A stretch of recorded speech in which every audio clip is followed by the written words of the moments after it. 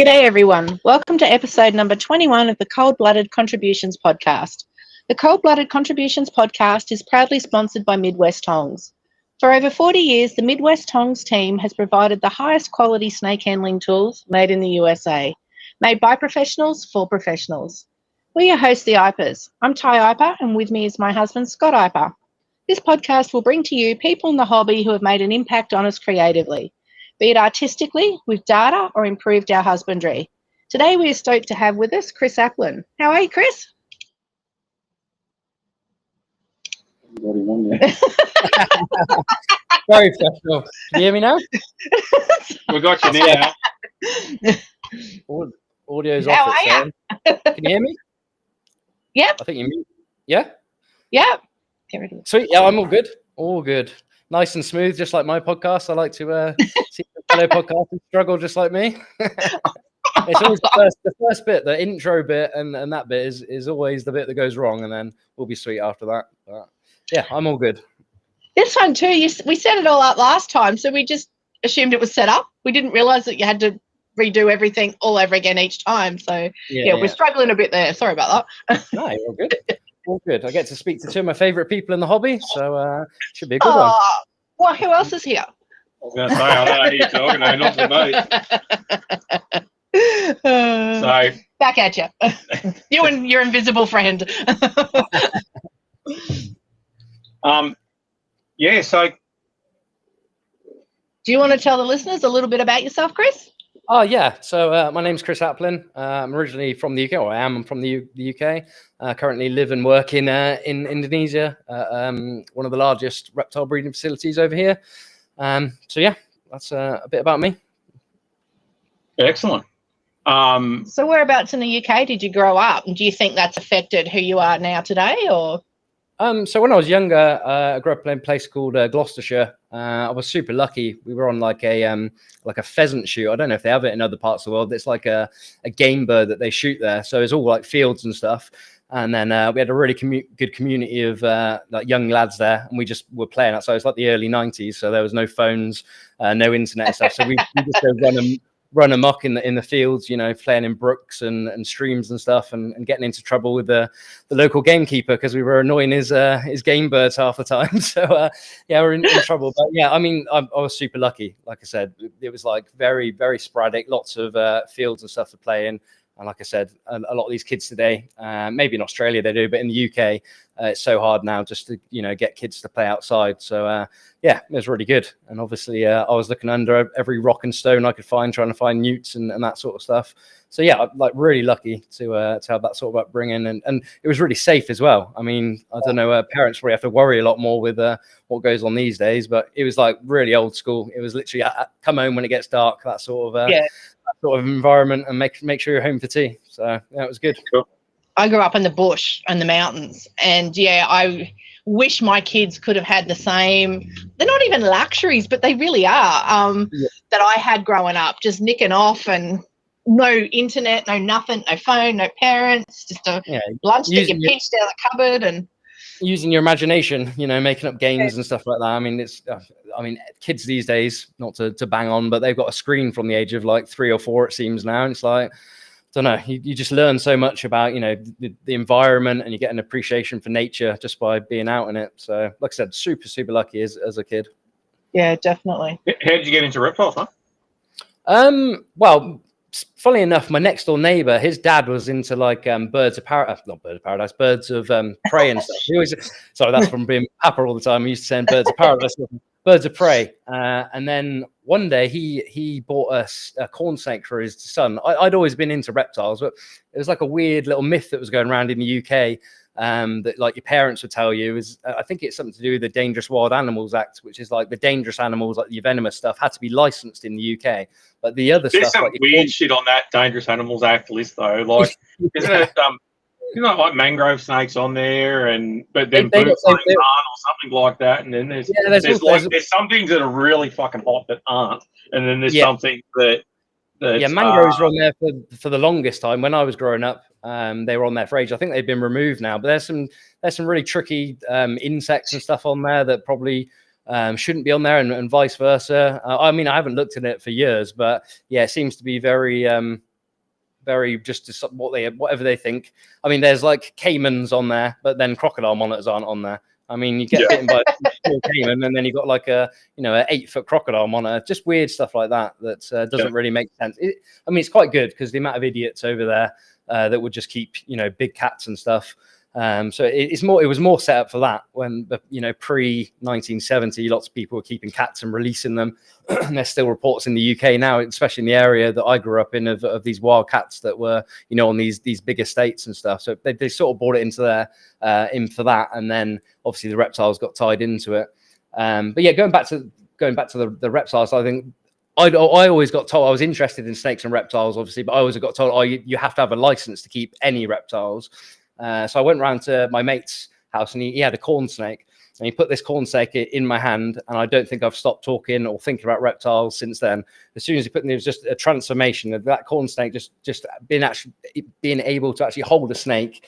And it was just like, that was it. It's all my mum had heard about probably for the last 30 years then is reptiles. And she was really good. She was into animals anyway.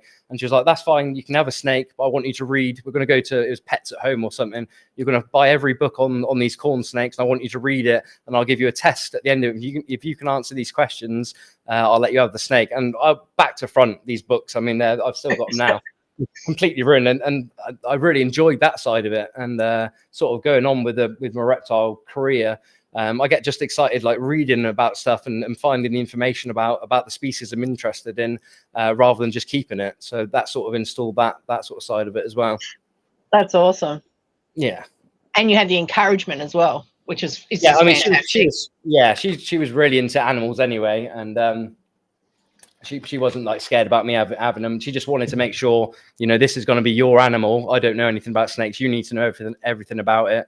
It's going to be your pet. So do the research. And like I said, that really installed that reading side. My reading age went up leaps and bounds because every book I could get was just reading a reptile book. I mean, my English teachers and stuff at school must have got bored with me because everything I would read or write about would be a reptile or something. And they must have thought I was right weirdo, especially back in the 90s. It was not commonplace. See, I don't say that as being weird, mate, because that's probably what all of us did as kids as well. Every school project was about reptiles and all the rest of it. Anything you could slowly sort of gravitate towards where you could somewhat have it towards reptiles, you would. So it made it was just a small, as I mean, Australia must have been even worse, but it was just such a small community then, pre-internet. You thought you were like the only one, and you sort of were, and then it's grown exponentially now. I mean, it's so, you speak to people and they've got a bearded dragon or a leopard gecko. I mean, that was pretty much unheard of in the early 90s. It seemed commonplace. And now no one bats an eyelid if you tell them you've got a bearded dragon or a leopard gecko or a corn snake or something like that. So yeah, it's come leaps and bounds, I think. Yeah, it has. Well, I think they bat an eyelid if you've got a corn snake or a crested gecko here in Australia, but Well, people just don't say it then, do they? Yeah. So I'm guessing you sort of thought that you would be headed in this direction career-wise when you were younger? Yeah, so all I thought about and all I wanted to do. I was really lucky. We had a really good reptile shop, actually local to me. It was like one of the only ones that were doing like crazy imports and stuff. And obviously I was in there every weekend, and I got offered a Saturday job, and my life changed then. I was like, this is the absolute dream. I can't believe they're going to let me. It was free. It was completely volunteer. And they give me a bit of food for the reptiles. But to me, every single Saturday and most Sundays, I'd be in there working and just learning as much as I could. And I thought all my dreams had come true at that point. And then I thought, yeah, this is what I want to do. Everyone else was telling me there's no money in it, and which was true to be honest. Stupidly, I mean, I worked in a reptile shop and there wasn't making much money. Then I stupidly managed to get some investment money off my grandmother to buy my own reptile shop. So then I worked in that one from like the age of 17 to about 24, and obviously had to close it with the advent of the internet and just not being able to compete with the prices. I mean, we had a ridiculously big shop. It was like well over 2,000 square foot of just loads of animals. And people were just coming in and, picking the stuff up, like bulbs and stuff, and showing me them. And they'd be like, oh, I can get this for like £2 on, and we'd be selling it for like £4. And I was like, that's literally what I'm buying it for. So that stumped it. And then I thought then that was the career in reptiles over. I then trained to be an electrician. I took some months out to go to Australia. That's my first herp trip to Australia because I couldn't do that with the shop, obviously. And then I come back and trained to be an electrician. I was an electrician for 10 years, which was good money. Had reptiles all through that time. I've never been without a reptile now since the age of 8. Even when I sort of got into partying and women, I always literally had one snake. Then, that's a different podcast, Chris. Oh yeah, that one. That's what happens when you sort of wavers when you're in teenage. When you've been doing it as long as us, you go through that sort of patch. It seems a lot of people do that. A lot of people don't come out the other side. I did, thank God. And then obviously I got this opportunity to work in Indonesia at the farm. So now I've been able to, go back to a career fully in reptiles, which is a dream come true. So, that's, how did you start at, is it, now I'm going to butcher the fucking name of this. That's why you got the question and not me. Prestasi? Prestasi, yeah. Okay, so Prestasi Reptile Farm, and that's based in Jakarta on the island of Java, is that right? It's in Java. We're in Bogor, actually, so we're about an hour and 20 minutes from Jakarta in the mountains, pretty much. Spot the host that didn't do the research. Well, everyone just says we're close to Jakarta, and that's where fucking saying it. But yeah, okay. So Boga. So why Boga? Is that because it's in the mountains and it is a little bit cooler and it allows you to keep a greater range of species? Or so Bunchy literally bought it in Bogor because it's so beautiful here. We're in between two volcanoes, and the land was pretty cheap here. But it does work out quite well. I know a lot of the farms that are close to Jakarta it's really like oppressively hot there, where we can make things hotter here. So we've got like a better environment that we can control a bit more. The outdoor stuff during the wetter months we struggle with a little bit. We do get some problems with some of the stuff just because it rains a lot, because we're at 500 meters elevation here, so it's quite high. Some stuff love, like the Boland's pythons and stuff, really enjoy it. A lot of the monitors do, and then some of the other stuff, some of the snake species, green shrew pythons and stuff, can get a few problems just because it's wet and cold. So we tend to do those inside with like your space heaters, your oil filled heaters. But I think it's better being a little bit cooler, because we can raise those temperatures up or move stuff inside, and then it's pretty much perfect from about now until September. It's perfect. We get a nice mix. So what is perfect, right? What sort of temperatures are we talking? Talking at night, the lowest it gets here is about 20 degrees Celsius. Yeah. But often, going into sort of the drier season, it'll be around 25. And then in the day, you're looking maximum temperature about 35 Celsius. Obviously, as you guys know, it'll be a lot hotter in the spots of sun and stuff like that. It can get up to, some of our dwarf monitors, I temp gun, they're getting up to 50 Celsius. Right on the bamboo and stuff, but like ambient temperatures is almost ideal during that time. It starts dropping again, like September we'll get the rainy season, it drops a bit. I mean, the monitors aren't phased. The most problems we have for some reason it's some of the python species. Like I said, we do a lot of those indoors now. So you said that you got bamboo stacks in there. Are they stacks like reed stacks type things in the enclosures for thermoregulation? Bamboo platforms, most of them. And then we got like the bamboo tubes, but all the cages here, every single outdoor cage has got like an indoor section, as you guys are well aware. It's weird. Some of the monitors will sit out in the rain, and you're like, you bloody idiot. There's a nice warm section then, and a lot of that's built out of like thermalite concrete. So it keeps the heat in there quite well. And then there's plastic topping on there, so that'll absorb the heat even if there's only a bit of sun. They've always got like an area where they can get into it and raise their body temperature up. But like I said, I've got Salvadori, these big 7-foot Salvadori, and they'll just sit out in the sun. Sit out in the rain all day, and you're like, I don't know what you're doing. Yeah, it's like, and you sort of think it's too cold for you to be out, dude. Like, get your hide. Like I got a mate of mine from Melbourne. When he was living down there, he had Mertens outside. Yeah, right?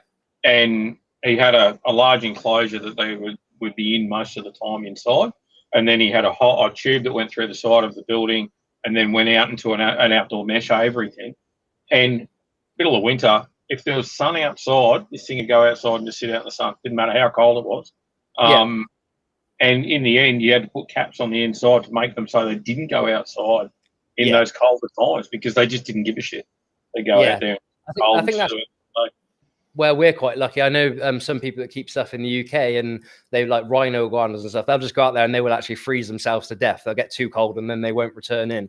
Well, we've got that ambient, you know, even when it's really rainy here, it can still be like 28 Celsius. They seem to be fine. It's more the wet and rain that you think, well, what the hell are you doing? I mean, they're sitting out in the open. They've got plenty of space to go hide away from it. But like I said, we don't any problems with the monitors outside, and it just goes to show that they can take this really wide range of temperatures and pretty rubbish weather. What's your all-time favourite species to work with? Oh, I looked at this question. I mean, it changes weekly, Kai. Honestly, it does. I've got some really cool stuff I can't really talk about too much, just because where the islands, they're like dwarf indicus. Some of them are some new species, and I don't really want to tell people until we've captive bred them in enough numbers to sort of put into the trade, because they'll just go and get smashed by the other collectors and stuff over here. But they're really cool. I mean, we're talking like chlorostigma type animals that are like 2 foot and breeding. Which are really cool. So I'm really enjoying them. Obviously, the tree monitors is sort of my staple. I get to work with all 6 species of the Indonesian species. They're amazing. Crocodile monitors, you know, probably similar to your Prent. He's a big, intelligent lizard. So yeah, really cool. I mean, I just love all the monitors, really. I could pick one every day. I haven't really got a standout favorite. But I think these dwarf indicus are probably going to be the next thing that people get into. Once we've established them, I think that they're pretty cool. So let's just narrow it down to tree monitors then, right? What's your favourite tree monitor species? Risingri. Bamie or Risingri or Risingri for sure. Yeah, I mean, probably one of the reasons I'm over here now is the success I had with Risingri in the UK. I was probably one of the only people producing them with quite a lot of regularity and to sort of multiple generations. So, you know, when you're successful with the species, I think they become, you know, your favourite.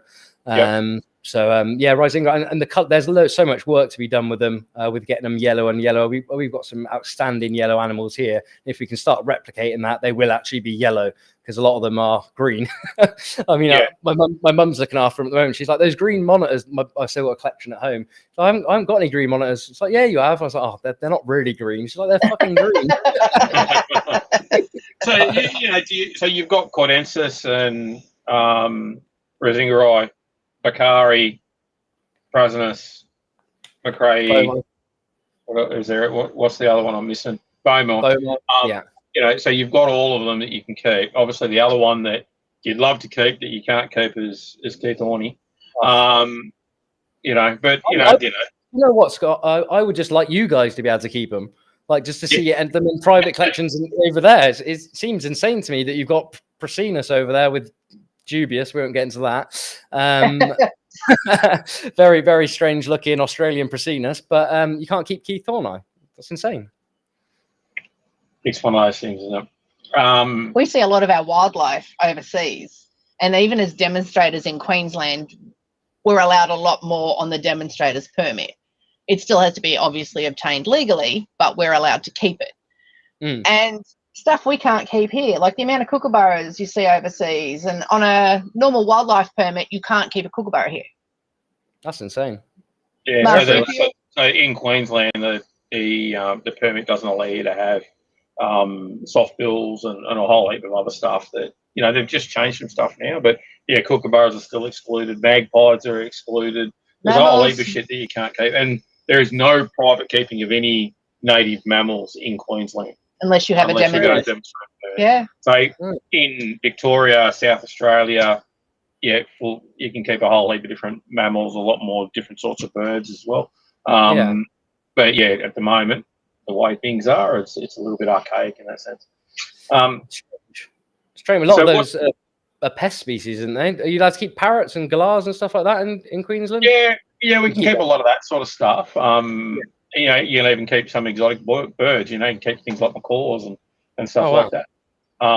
But any breed of dog and cat, but you're not allowed to keep exotic reptiles or anything like that. There's one exotic reptile or amphibian that you're allowed to keep in Australia, and that's an axolotl. Oh, that's a strange one. How's that? How's that happen?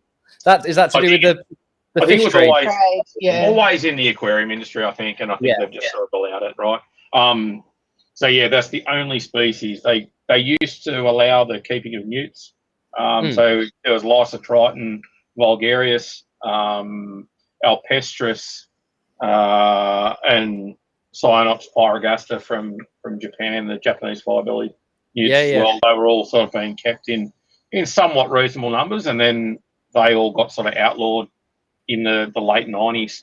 And so they all sort of disappeared. I mean, I don't envy your laws in Australia, full stop. I mean, I'm definitely not going to get into that at all, but it's just crazy. I mean, can of worms, that one. To have the best herping in the world, bar none, and then some of the laws that follow that round is just madness to me. Yeah, that's true. So, you know, I wouldn't think there would be, but what's your least favourite monitor to work with? Oh, I'm getting trouble because I keep telling them they're like this super misunderstood monitor. There's a tricolored monitor called Varanus Vault. And nobody's really bred them. We've had a few clutches at the farm. We don't breed them with any regularity. They're almost impossible to sex unless they get really, really big. So you have to get them to a good size. It takes quite a while to get there. And they're just massively, I don't want to call them aggressive. They're super defensive. I mean, way worse than any crocodile monitor. You can pretty much go in there and it will not bat an eyelid as long as you don't start messing it. These Uoni will chase you out the cage if they feel that they've got nowhere to go. All the guys here, there's me and one other guy that will go in with Uoni. But they just, I mean, if you get captive bred ones, they'll be sweet. They just haven't been captive bred, so they're all just wild caught adults. And they're just tricky. They just. So they're from Halmahera, yeah. From Halmahera, yeah. Something about Halmahera being fucking weirdly behaving. You know, the Traceae are meant to be pretty funny to deal with as well. The blue tongues over there are a little bit funny to deal with as well. The death adders there are a bit funny to deal with. Everything seems to be a little bit on the nervous side. They must just be getting abused over there or something. That's what it feels like. These Uoni have got a chip on their shoulder for sure. They're just like do not want to. They just do not want to be in a vivarium. They do not want messing with. But I think that when we get some more captive bred and some more generations, I bet they'll be sweethearts, and then they'll be really good. They're a stunning monitor. There's nothing else that looks like them, but that's the only one I can think of is like, it's a bit of a, like when every time you go in there, it's like, this is going to be hard work. But it's not their fault. It's nothing to take away from them at all. They're just a stressy defensive monitor. What sort of size do they get to? Can get up to sort of 5 foot. We've got a big male here that's about 5 foot, but generally, the 3 to 4 foot range, it seems to be pretty standard for them. Because I've only ever seen one that was at the Bali Reptile Park. I had one there on display, and the build size and all the rest of it was pretty similar to a Mertens. Yeah, they're weird. They're like everything smashed into one. They're like very aquatic sometimes. Sometimes they'll spend weeks just in their water bowl. Then other times they'll be super arboreal. Then other times they'll be fossorial. They're like a mix, almost like their color being, three different colors of tricolor. They're like 3 different monitors smashed into one in the way they act. They're nothing like anything else I've ever kept. They're nothing like any other monitor out there. They're just their own weird monitor. I need to get to Halmahera really and have a look, see what they're doing.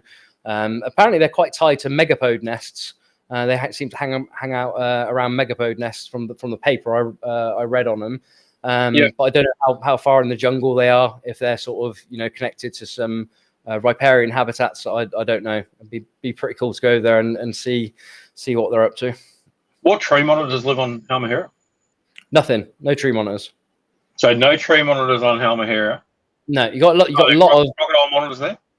No crocodiles. They're all in Papua and New Guinea. So I think there's probably a line that separates a lot of that. I don't know if it's the Wallace line. I don't know where Halmahera splits. There's Halmahera is on the east of the Wallace's line. So right. It's still classed as Australasian. Yeah, there's a high. There's a lot of endemics there. In loads of endemics, it's like a weird place. Loads of your Prepisaurus, which is like your Indicus type monitors, and they're all pretty much endemic to Halmahera. And then as you go a bit, there's Taliabu, which is sort of to the west of Halmahera. There's Obi and that. Yeah, that's it. Obi there as well. Yeah. So I mean, there's probably so much more that's there, but there's a good deal of these, you know, Indicus type monitors that live there. But yeah, the tree monitors didn't make it that far west. Yep. Okay. What do you reckon is the most underrated species? I don't know if there is one. Doomerals get a bad rep because they come out so pretty, because they come out with their orange heads and they lose it as they get older.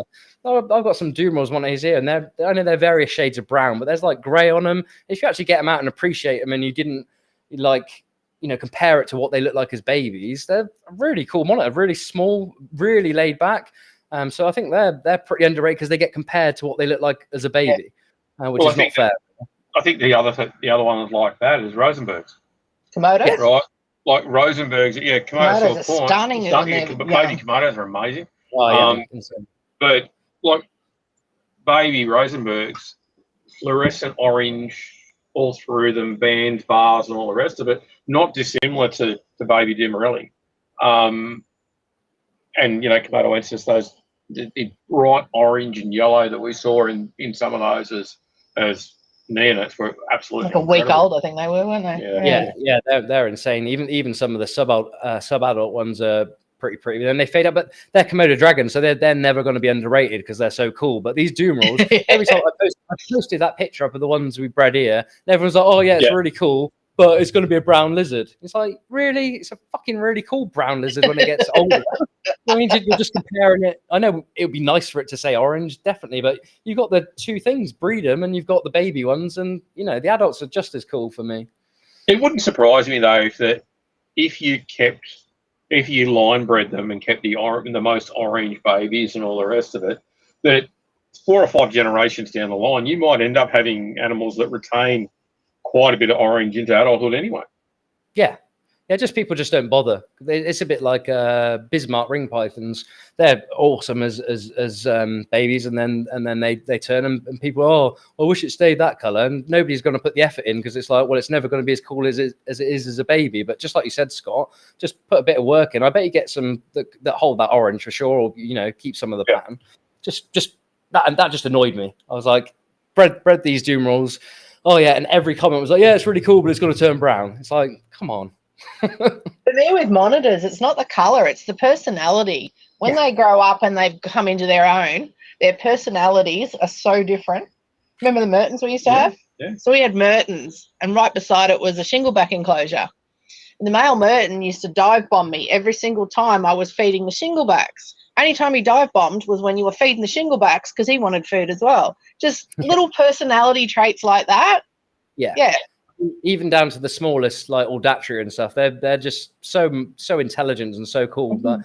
That's why I said I don't think there is an underrated monitor that I can think of. There's just ones that people go, oh, that's not as cool because of the color it is. There's so much of that in the hobby anyway, of the color and pattern being the most important thing. I'm guilty of it to some extent. I want to line breed some stuff so it's better color and stuff. But to be to not keep it just because it doesn't keep it as orange as it is when it's a baby is just like, that's not right. Yeah. What do you think the biggest differences are in keeping in the UK versus keeping in Indonesia now? Just the outdoor stuff. The Dunning-Kruger effect I've had of being here a year, of thinking, oh, this outdoor stuff's not that bad, and then fuck, it's really fucking difficult, and I have no idea, and it's going to take me 10 years at least to even probably guess what's going on. But yeah, I mean, we keep a lot of stuff indoors, so like all the babies and stuff are pretty much indoors until they get to a certain size. When it comes to the tree monitors, that's exactly the same as I was doing in the UK.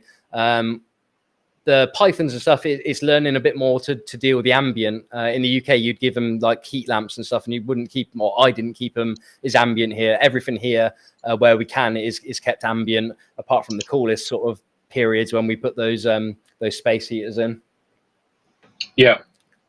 So what for the people that are listening only on the podcast now, where you might want to go back and have a look at the YouTube version of this. We've got a whole heap of photos that Chris has so kindly sent across to us. So we're going to throw up a whole heap of photos from the stuff in regards to Prestasi Farm and how you're keeping the stuff over there, and then running around the scrub looking at monitors in the wild, and then a few other bits and pieces that go along with that. And we've got some questions that we'll be asking you as we go through. So I suppose what's the first thing off? You're an over-explainer, Jesus. What are we looking at here, mate? What have you got up on the screen? What's this? So that's just a baby Beccarii or black tree monitor coming out of the egg. I bothered to get my actual camera out for that one to take sort of a macro shot. I think you can see the egg tooth if you really zoomed in on it. Yeah. So that there is so. When I first got here, I sort of worked out that the tree monitors are going to be quite seasonal, just because, as you guys know, with the outdoor stuff, these tree monitors maybe I've had a couple of them now breed twice a year outdoors, but indoors I can probably get them to breed 3 to 4 times a year. So I was like, this is going to be super seasonal if we do just everything outside. So I spoke to Bungie, the owner. I was like, why don't we set up one of the rooms? It's pretty much identical what we do in Europe, and these cages are pretty much identical what I was doing in the UK. And then we'll be able to have tree monitors and, you know, some of the other monitors breeding year round. So we won't have just this glut of monitors. We'll have monitors, you know, they take 6 months to hatch. When you breed them outdoors, they'll just be breeding probably in May, June. You got to wait till Christmas for them to hatch, and then you got to wait another 2 months for them to be able to be sold. So if you can breed them indoors, you can get them going all year round. So then we can just offer to our customers monitors, you know, the tree monitors year round. That's what we did. I told him to build 25 of these cages, and in typical Bungie fashion, he ended up building 75. And it was a real eye opener to see how quickly they can get stuff built here, and the materials they use. I was like, oh, we're gonna have to build them all out of plywood because that's what I do at home. And he's like, no, we'll build them out of brick and they'll last for 50 years. I was like, oh, okay, I couldn't even work out how he was going to do it. And we've got a welder on site and a brickie on site at all times making enclosures, and they just smashed them up. And I was like, fuck, that's way better than anything I'd ever even dream of. But the bricks are like, you throw a mortar on the side of it, right? And then you've got like a rock wall background sort of thing. The animals can keep their claws down because they're always wearing them down on natural type surfaces and all the rest of it. So in this picture, you got two cages. Are they 2 individual cages, or are they cages that is one cage that goes all the way through? Yeah, that's just one cage. We've got some O-ball monitors in there, which are rarely bred. I wanted to just try them indoors just to see if I can get them going a bit more indoors. But yeah, that's just a stack of it would have been 2 cages, but I just made it into one big one basically. Yeah. And so we've got green pythons on a stick. Yeah, pretty much. They're a sore subject, green tree pythons for me. They're a pain. So yeah, we keep them indoors and outdoors. Like I said before, we get some problems with them outdoors, and then we move them indoors, and we get problems with them indoors, and we actually find out they do better outdoors. They're really tricky. When they're good, they're really good. Yeah, they're like the easiest snake you can possibly keep, but they're so susceptible to mouth rot and pushing and other stuff that they've just become a pain in my ass. I mean, if I didn't have to do them, I wouldn't do them. But everyone wants them. So I just got to battle on with them. But out of everything on the farm, they cause me the most problem. And like I said, are you keeping them as locality specific, or are you guys doing colours where you can? No. I'm super against any hybridizing of anything. I've done it in the past with carpet pythons, and ended up with muddy messes of rubbish, pretty much. But no, it's really a real shame. Like the amount of places now you can't get these localities of green tree pythons because they've just crossed everything. I've just got a load of founder stock of coffee owls, which are those ones that stay yellow for a lot longer as babies. They call them canary chondros. I mean, loads of them got exported to the States and stuff. And the first fucking thing they did was breed it to a Biak green tree python, which we now know is a completely different species. And I was like, did nobody keep these pure? So I'm super hot on just keeping everything locality specific. And yeah, we won't be crossing anything here. Of the area, you're keeping the 3 subspecies, or have you got 2 subspecies, or Altharensis and Bulker, or you got all 3? We got everything, all the species of green tree python. So we got your Pulcher, your Azoriazora, which is your Biaks, your Utarensis, and then your Viridis, which would be our like Meraukis and Arus. But yeah, they're they're a pain. I mean, they're just a pain. I think nobody keeps them in the numbers. I mean, you could probably keep one. We can keep 20 of them absolutely fine. We keep in like 150 of them. So unfortunately, there's always a problem with them somewhere along the line. And like I said, it's a case of moving them indoors and outdoors. They get a bit of mouth rot indoors, and you move them outdoors, and it clears up. They get a bit of mouth rot outdoors, and you seem to move them indoors. And there's no rhyme or reason with them. But hopefully we'll get them cracked. And like I said, I've got a load of them breeding now. So yeah, it'd be nice to offer some real locality, pure animals. Because a lot of the guys over here started crossing them even some of the other reptile farms, they started crossing them here before they even bloody got to America and some of the other places. So.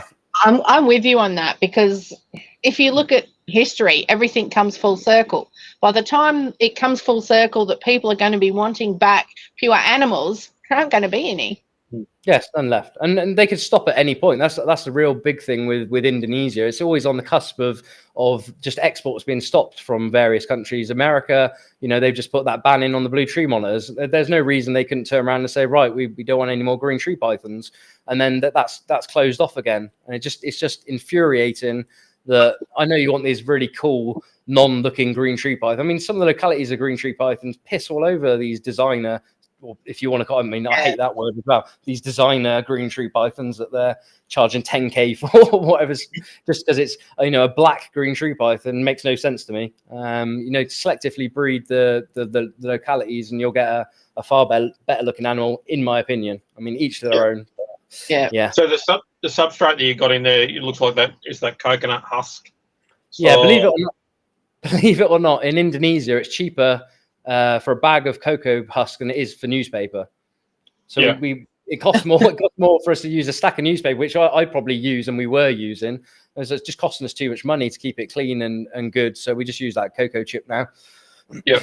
Can I ask a dumb girl question? Of course. Are they crates at the front? Plastic crates, yeah. So these ones, yeah. Crates? Is there a reason for that, or you just had them there, or?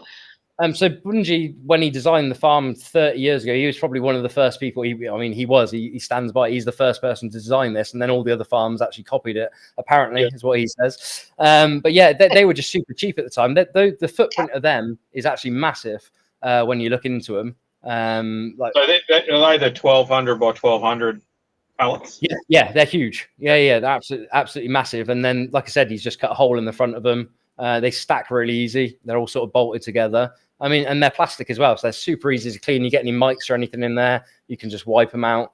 So yeah, really, really cool and a really good idea. I would never come up with it. So how are they ventilated? They just got holes in them, Scott. So in the back, they just got holes drilled into them. And I think he did play around with some of the, the push-in vents. So yeah, and there's like a void in between the two sides of it. There's some airflow there, and then there's sort of vents on either end of that. So the one thing that we noticed that when we went into our building, that ventilation is so important when it comes to working with reptiles and amphibians. It's something that's often underreported as being how important it is. How do you combat things like room circulation? Are you running fans in these inside rooms to try and get that airflow via a Venturi effect past the enclosures, or there's on that room there's just a door on the front that sort of open. It's like a mesh door basically, so it's not completely shut. And most of the stuff in there seems to be good. The one thing, Ryan was over recently, and he said, why don't you have any ceiling fans in those green tree python rooms? And they did before I got here. They did, and they've ripped them out. So we're going to put some ceiling fans back in, and that might actually help a lot with some of the issues we're having with them. Because, like I said, even in the UK, I use aquarium fans just for air circulation. It's not really like proper ventilation, but it just moves the air around. And I found them to be a lot better with the tree monitors. You don't get the stagnant air. It's not like true ventilation, like extraction. I got a bit of jip over it. I think Brian Young was actually one of the persons that said, "Oh, that's not real ventilation," but it is air movement, and that stops it sort of stagnating.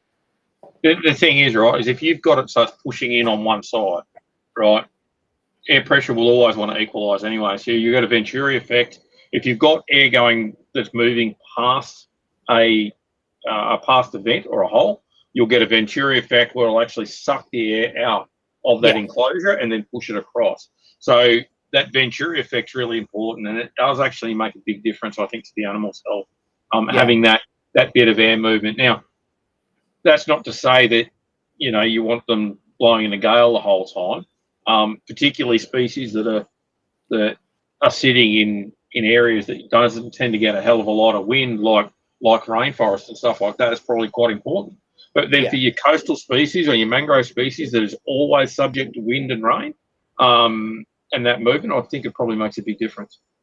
Yeah, the one thing I did find with it is it turns your cage into an incubator. If you just leave the fans on all day, the whole ambient of the whole cage just becomes the same ambient. So you don't get that thermoregulation you get. So what I was doing, I just put them on a timer. So they come on for a couple of hours and then turn off for like 3-4 hours, and they'd just come on for another couple of hours. I did at first try running them all the time, thinking, this is sweet. And then I went and checked the temperatures in there, and it's like, I've just basically made an incubator, haven't I? Because that's literally what an incubator is. Well, it's a heat element with a fan in it. Which is why we went with the room ventilation, right? The room circulation. So what you end up getting is you still end up getting your warm spots in the enclosure, so you don't get that incubator style effect. Yeah. But then you also get that air movement going past. Anyway. Yeah, it's massively underrated. I mean, especially with the tree monitors, because you're keeping them so humid and stuff. It's so easy for that air to get so stagnant. And as soon as I put those fans in there, you put your head in there and you're like, this actually feels like it does in nature almost, where it's got that bit of wind. The air feels, a lot less stagnant. Yeah. Where if you don't have them in there, you put your head in there, it's like, this is super humid, but it doesn't feel like a comfortable environment for anything to be in. Feel right. You got that humidity, but it's like this is probably pretty detrimental. So you look like you're doing your own insects. So this looks like an insect room. That's it. Yeah, that's all just crickets in there. I mean, we've got it's probably closer to 600 monitor species here. Not monitor species, monitors in total, not species. We've got about 30 species, but 600 monitors. So yeah, that's a lot of food that they need. So we breed all our own food just for the farm. We don't export it out or anything. So we do crickets, dubia roaches, lobster roaches. And we were doing quail. We buy the quail now because they were just costing too much to feed. We can get quail pretty cheap. But yeah, if we didn't have this, everything would just ground to a halt. Are you doing rodents as well? Oh, and rodents, yeah, we do mice and rats. So that's just more of those, European style cages or sort of my design cages I was using in the UK. And like I said, I wanted 25. He built 75, but now I'm glad he built 75 because they worked. The interesting thing was, you have these ideas of what works in one country, what area. I didn't want him to build 100 or 70 of them and them not work. So I was like, fucking hell, I really hope these work when I see them going out. Better make it work. They got to work. So I can see there's a numbering system on there as well. So that's obviously your record keeping. Yeah. So each cage is just numbered, and then we've got the feeding schedules. I tend to just track the mice and rodents that we feed some of the tree monitors on there because it's just easier. And then they're sort of getting cycle fed to get them to breed, and then if stuff's not eating, because we've got such a large collection, you can't keep an eye on every single one. But if you can see, that hasn't eaten now for 2-3 weeks, there's probably something up, and then take a closer look at it. So that numbering and that, it's a really simple system, just writing down what they're eating. Often the simple ones are the best ones, I think. Oh yeah. I'd overcomplicate it to hell. And Bungie's like he's got this engineering mindset. He's like, right, we're doing a sticker. Those are clocking in and out cards that we use on there. So it's just got the time and everything in there. I'm like, we need to make our own special feeding records. He's like, no, clocking in and out card. It's just a bit of paper with some lines on it.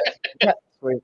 So it's easy to overcomplicate it. I know people are starting to use things like QR codes and stuff like that, where you can. And it's all good in theory, right? But a massive collection. Sometimes it's just easier that hand-write approach where you can just, a marker on a card as you go through. Not the end of the world. Yeah. And we cycle quite a lot of stuff inside and outside as well for like some of the tree monitors. So we might put a male in there and feed him up for a bit and use him for a while for some of them, and then we'll be cycling out and using a better male that we've raised up. So there's that constant change, and with that system you can just blank out the old tree monitor that was on there just with a marker pen and start anew. I mean, with a QR code you probably have to bloody go through all sorts of rigmarole just because you've changed the animals around. Yeah, 100%. So you've got a. So this is an overview of the outside of the enclosures. Some of the outside enclosures. Yeah, all those are just tree monitor enclosures. So these ones in the foreground, that's all male enclosures. So we keep everything separate. We have tried to keep stuff in pairs, but I do find with a large collection, it's really hard to keep the males from not just smashing all the food, and then just the female, you end up with a skinny female, and sort of the numbers we're doing on that happens quite quickly. So it's just easier to keep. Sorry, Scott, go on. No, so do you have? I can see you got looks like concrete walls in between the mesh fronts. Are they visual barriers to stop them wanting to fight each other through the things? A bit like how people have visual barriers for chameleons when they farm chameleons, or is this something that it just happened to have been? It wasn't a deliberate thing. Just the way it is. I mean, those ones can actually see each other. There's another row there, so that whole section is males. I haven't found any problems with it, and I was hoping it might just G them up a little bit if they can see each other. And then when you put them, you actually give them the chance to put it in with a female. They're sort of G'd up because they've been next to a load of males and they're sort of happy to breed. But yeah, they don't stop eating. I haven't seen any stress with them having any problems with them being next to each other. But with the chameleon, we actually keep panther chameleons here. They're a lot more. They will just stress each other out. The males, just flaring up. So I get what you're saying with that.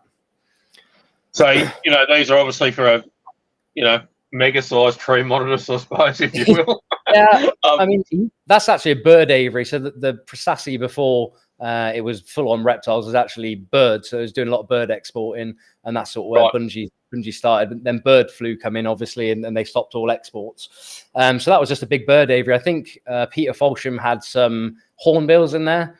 Which ended up getting sold to. He was a bit salty about that. And as soon as I come, I seen it and I was like, we're a reptile farm. We're going to have crocodile monitors in there. So it's just all set up for crocodile monitors. Sort of paradise. What's the height on it? I wouldn't even know, Scott. Tall. I've never measured it. So do you, so that gate on the front there, do you need to duck to get into it, or is that? That one on the left. Yeah, there's one on the left there. So this little gate here that you can see? You duck to get into that. But yeah, I've never measured it. I probably should do. It's big. I mean, it's really big. It's a big old cage. It used to have birds flying around in it. So it's sort of he copied that design. There's a bird park in Jakarta or on the outskirts of Jakarta that made them exactly like that, and he just copied the design of it. Yeah, but now, so good. I mean, it was about 12 meters long by probably 4 meters high by about 6 meters deep or something, is it? I honestly wouldn't I wouldn't even know. I'll measure it and let you know. It's big. It's huge. It's massive. It's like being when you step in there, it's like being in the jungle. And it's like every time there's just a single Jayapura locality crocodile monitor in there. Everything I put in there, I put another female Jayapura in there, and unfortunately she passed away. And I put a male in there, and he passed away. And she's been in there for months, a year now, and she has no problems. So I don't know if she's bullying anything that goes in there or something weird's going on. So I'm waiting to get a male Jayapura Salvadori to chuck in with her so she can breed. But yeah, she did have a Partho clutch. If you look on the very left there, there's like a nesting section. If you go further left. That's like a complete indoor set. That's full of cocoa peat. And she did actually have a Partho clutch that didn't amount to anything. That she laid in there, and then up on the top there, she's got like a on the left. It looks like there's a bridge up there, a platform for her to get up there. Yeah. I mean, she loves it, and like I was saying before, it's like herping. She's a big old monitor. She's a good 6.5 foot probably, and every time you go in there, you really have to spot her. It's not easy. But yeah, it'd be nice to just get something in there that she doesn't kill or she can actually breed with. Would be good. But sort of a Prestasi mascot or pet at the moment. Fantastic. So I suppose the one thing that we definitely wanted to talk about in this was, I mean, you breed a lot of your tree monitors. Obviously, the tree monitors here in Australia are fairly highly sought after and fairly new.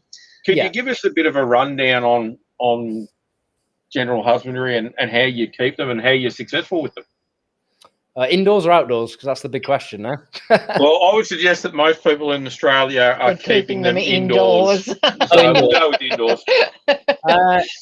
I mean, super easy. I mean, they need UV for sure. I'd recommend like a 14% Arcadia. I don't know if you can get them in Australia, but the Arcadia, the higher percentage, there's a caveat to that, is you need a UVB meter, because that 14%, and you need somewhere they can get away from it, especially when it's a new tube. But those 14% ones will last a lot longer. And I mean, they're trying to get you to change them every 6 months. So if you test those 14% ones, I've had them last 2-3 years. So if, the cost effectiveness of putting a 14% with the caveat of using a UVB meter, to keep checking it and making sure you've got some shaded areas and somewhere they can go completely out of it. I've taken some UV readings in Botanta and stuff, and it gets up there. You're looking at 13, 14 on that Ferguson index. Average probably, you want to keep stuff is sort of 3.5 to 4. Like I said, they'll go, that's sort of under the canopy, but a lot of them are basking on the top sort of canopies where it is getting up to 30%. So I wouldn't worry. I know it's designed for like a desert. They say it's marketed as a desert thing, but for cost effectiveness and making sure you get some UV that you're not changing every 6 months or whatever, that's what I recommend for that. And then I use halogen bulbs. I find the best. Put them to one side. So you got that thermoregulation left to right and up and down. They don't need to be too high. I think I was using 80-watt ones in the UK. And that, we can't get them here, unfortunately. We have to use the tungsten filament lights, which are still good. They still work. We just use 60 to 80-watt ones of those. You want to cover sorry, go. So would you be using like 2 or 3 of those to make sure that you're covering the whole body of the lizard so you don't get a hot spot on the lizard? Or I know that. I never have. The spread on those halogens is really good as long as you position, your basking spot far enough away. It seems to be. It doesn't seem. I've never had any burns with any of my tree monitors, and even the ones we got into tungsten here, which I was a bit more worried about because they've got a narrower beam. They haven't got any burns or anything like that. It's important to keep that ambient, quite hot. I keep them a lot hotter here than I did in the UK. The ambience here can get up to sort of, in the summer, 35 C ambient. Probably dropping down to like maybe 28, which I don't know. In the wild, that's exactly what it's like. But I always thought in the UK it seemed a bit hot, and now it doesn't seem to be much of a problem. I probably want, if in an ideal world, sort of 25 C as your sort of cooler end at your bottom of your vivarium, and then sort of an ambient around 28 C. But they can definitely take the higher ambience. And then we don't use any heating. I didn't use any heating at night at all. So they can drop down pretty cold. Again, 22 C is not unheard of. And I actually like keeping them around sort of 22 C at night. 25 is fine as well. Keep a lot of them where we struggle because it is so hot in the summer months here. It will be 25 degrees C, and there's nothing I can do to get it any cooler. Again, going back to like the UK, because it's so cold, you can always put more heat in and take it away. So it's a lot easier to control. Australia is probably difficult again because you've got pretty high ambience if you're up where you are. You're probably getting 25 at night. So it's amazing how much hotter they can keep that ambient temperature. Like I said, I was worried about it before. We've had no problems, and they breed really well, even if the ambient in the day is getting up to sort of 35 C. So being close to the equator, your deal cycle is going to be pretty much 12 year round. So I'm assuming that's what you're keeping them. You're not really varying. 6 till 6. Yeah, 6 till 6. The only thing I will vary is that basking spot.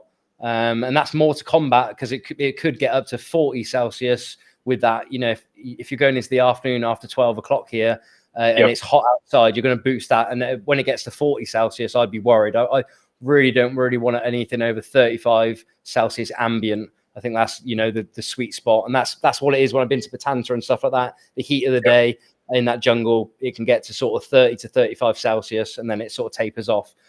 So that's the only one I'll change the sort of so-called, it's not really a photo period. It's just the heating, that basking spot. I'll maybe shut that off at, it'll come on at 6 and then probably shut off at like 12 o'clock. Or then when it gets cooler, I might extend that to like 3 o'clock. And then once the ambience reaches that 35 degrees, you're pretty sweet anyway. I mean, they do all all their activity and basking and stuff's in that morning. They'll run around and hunt. As soon as the ambient gets too hot, they'll go and chill and sort of set themselves away, which is exactly what we see in the wild. And same with your Australian monitors. You know, there's a peak hour in that morning now. As soon as that ambient reaches too much, you're not really finding anything. Possibly they come back again in the afternoon. The tree monitors I've never really found after 3 o'clock is probably the latest one, and that's probably a day that it's rained, where it's been warm in the morning, it's rained, and then, you know, warm in the afternoon. You might get the odd one that comes back out. Yeah. So what sort of diet are you looking at? I mean, I know over here that, you know, people are concerned about feeding too many rodents to their lizard or breeding. Yeah, they do like their insects more than the rodents. I mean, they like their rodents more than anything, but that's the issue. It's like too much of a good thing. From all the studies that have been done and all the gut analysis, it seems to be pretty much katydids, locust, and in heavily insect diet. I found Rhizingri, which might bring up some pictures later, on that coconut tree. That was actually hunting Carlia or Amoya skinks. You actually found it chasing after one of them. So they will take small reptiles for sure. At least Rhizingri, I've seen them do that. It needs to be like 80 to 90% insect diet, unless you're trying to breed them, where they just need those extra calcium, extra calories to sort of turn into, you know, to cause vitellogenesis, to get that those follicles yolked up, basically. But there's a caveat to all this stuff. If you just smash them with rodents all the time, they don't turn it into eggs, and they'll get fat bodies, and then they'll actually stop producing follicles. I've done it myself, trying to get stuff to breed in the UK by smashing it with, you know, small mice or quail and stuff like that. And if you go over it, it's almost impossible to get them back. It takes years to get them back to, you know, producing follicles again, from what I've seen. So they need to be used really sparingly, and then not all year round. So because we're breeding the outdoor stuff now, none of the indoor stuff's getting any rodents or any quail or anything like that. So they're on their sort of down cycle, where we're using a lot of the rodents and stuff to feed up the stuff outside that hasn't had any insects now for, you know, hasn't had any protein now for 6 months. So it's like a curve. They will eat a rodent every day if you offer it to them, but you'll just end up with a fat lizard for sure. And reproduction wise, do you want to throw anything out there? A lot of people here, it's a new and exciting lizard, and it's not, there's really not much on them. Yeah, like how do you pair them? Cooling? Do you cool them? What age do you find suitable? Size? The youngest I've had them breed is 2.5 years, and that was probably too young. She didn't really produce much after that. 3 years plus is a good age for the females. The males will breed a year if you allow them to. I mean, they can become a bit annoying when you're keeping some holdbacks together and you raise them as groups. You'll get the males actually start to try and breed with the females, and they're no way. You know, around a year old, the males will start trying to breed the females, and the females aren't even, you know, producing follicles or anything like that. So yeah, 3 years plus for your adults. I keep everything separately. It makes sense to me that these monitors aren't paired up, contrary to a lot of abuse I got online recently from a well-known reptile guy in America, a monitor guy that believes everything is kept in groups. All the monitors he's ever found in Australia, there was 20 of them under one rock.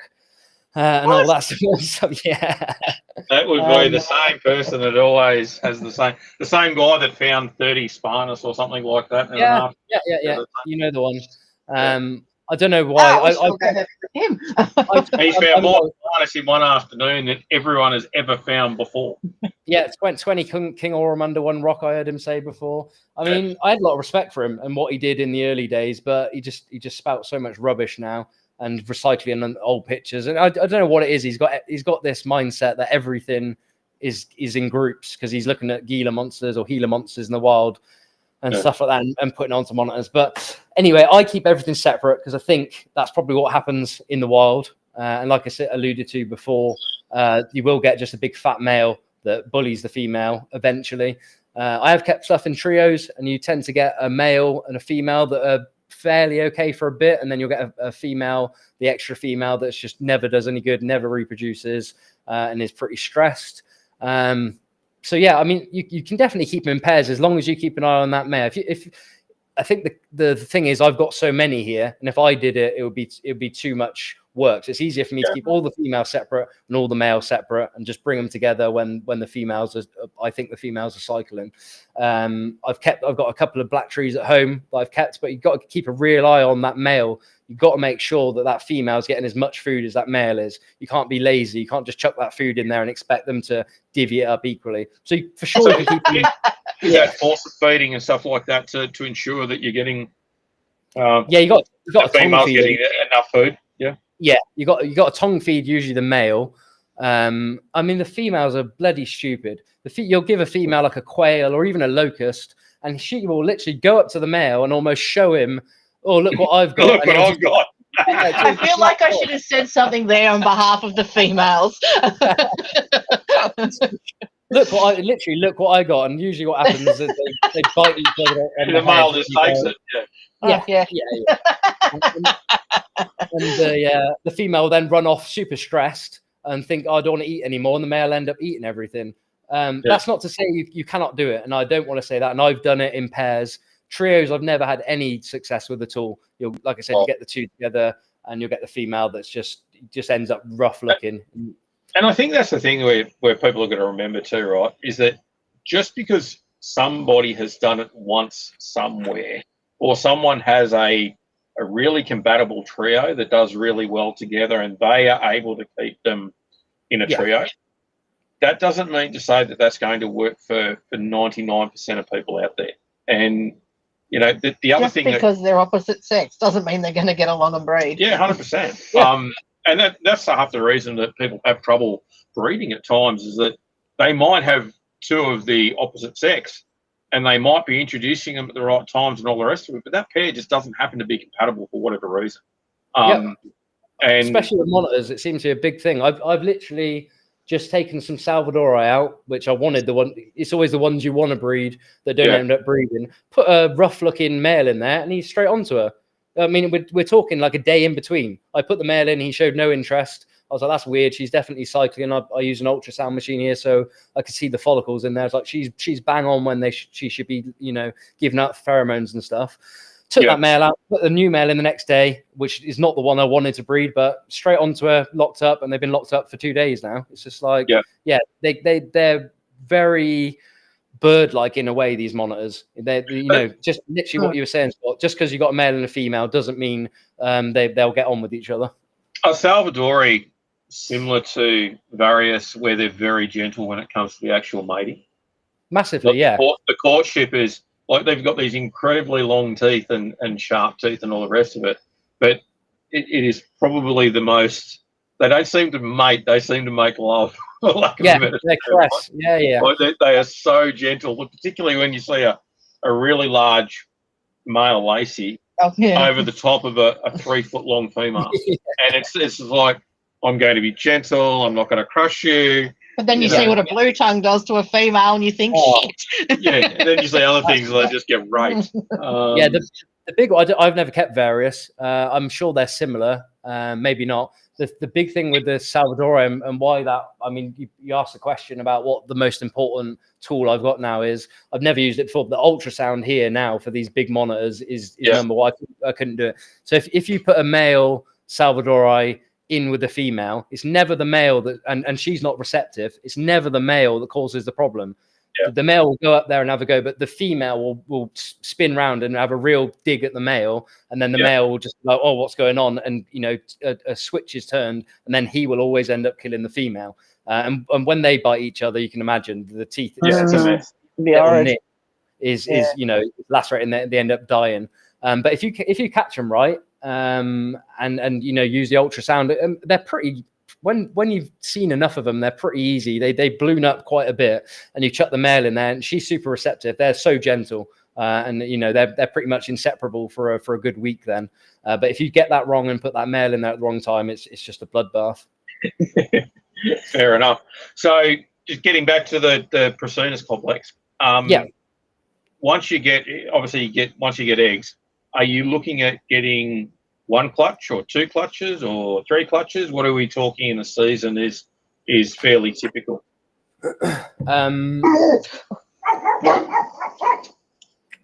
Sorry, No, letting the dog have his letting him have his word. You can expect if you get a good pair or a good female and you can get enough weight onto her, you can breed them indoors 4 times a year, like easily. I've done it several times with several different species.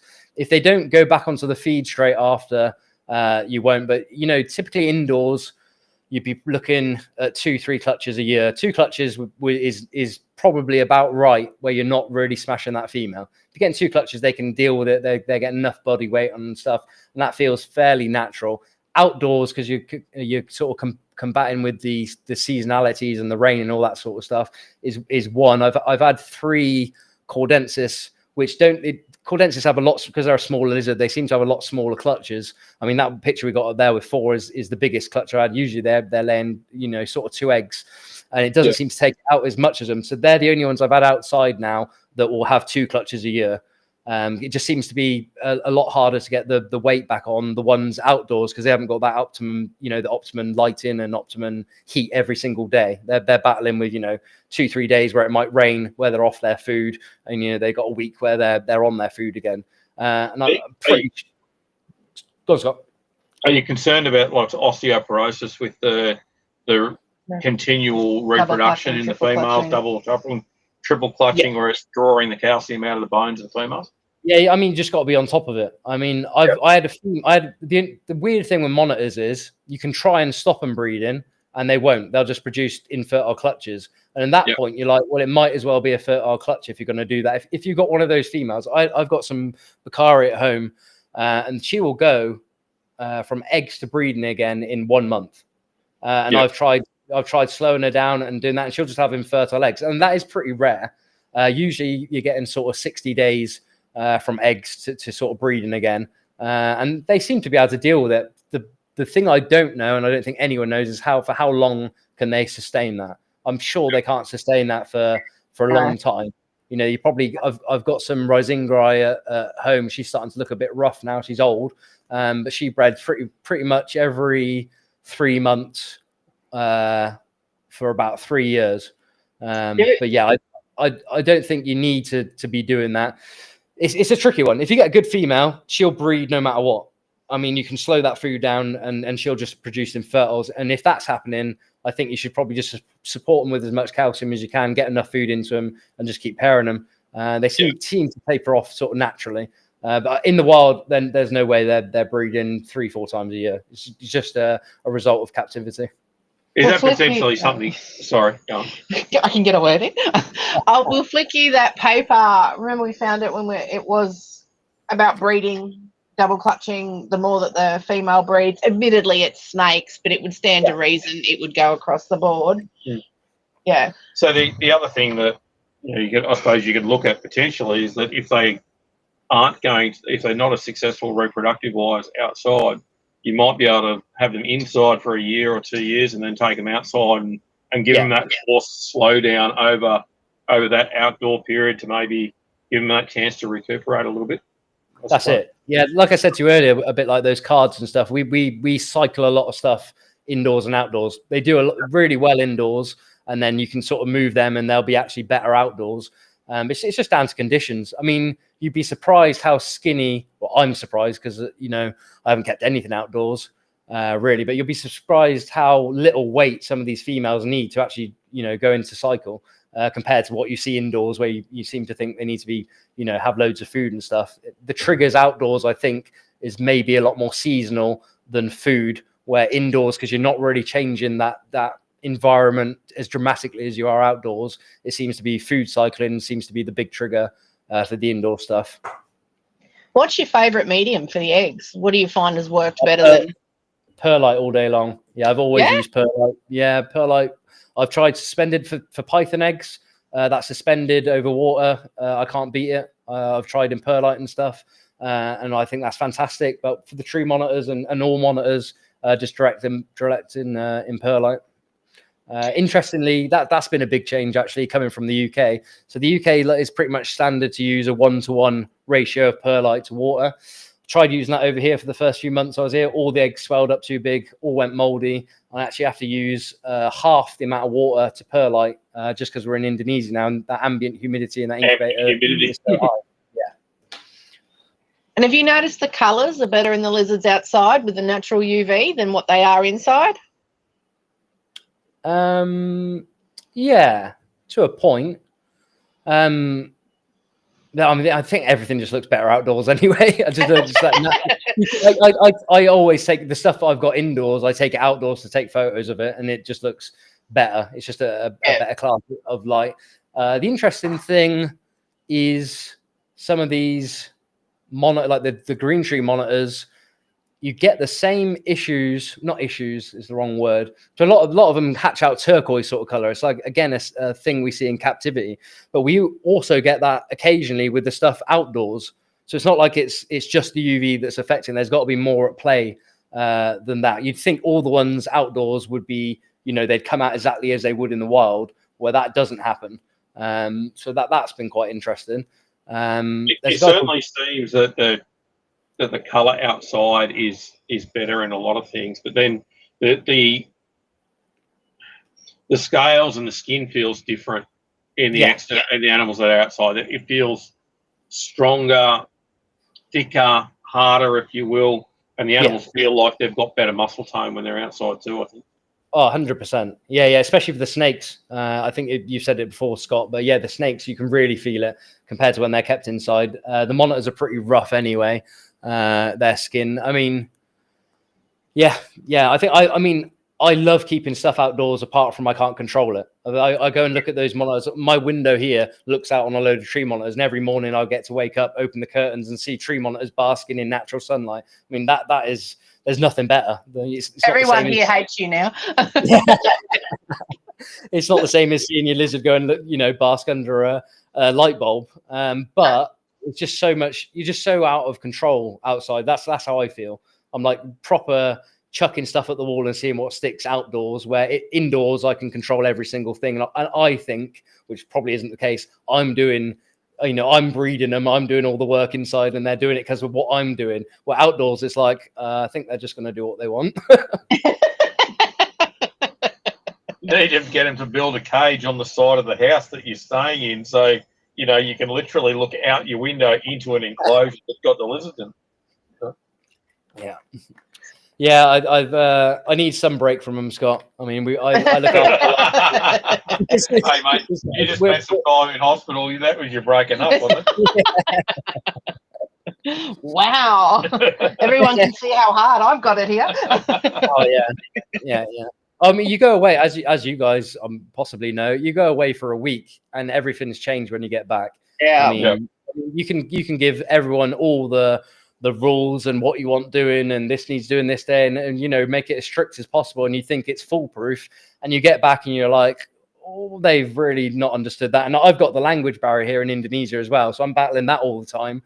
I'm like, do they really know what I'm talking about? And oftentimes they make it up. Sometimes it works. Sometimes they do stuff, and I'm like, oh, why have they done that? And it works out better than what I would do it. So it works. But when you're a bit of a control freak like I am, and been used to keeping everything indoors, it's like, the outdoor stuff is difficult. Is there anything you miss from the UK? Oh, the food, mate. Obviously, I shouldn't have said that. I should have gone, oh, my mum, my family, all my friends. Oh, yeah, you totally should have said your mum. Without saying. But Indonesian food is great, but we've got no matter what people say, we've got some of the best food in the world in the UK. I don't know what people think about when they're saying it's bland. We spent half our empire going and looking for spices and stuff, so it's not all bland. But, I love potato and stuff like that. A bit like like shepherd's pie and stuff you'd probably get in Australia as well.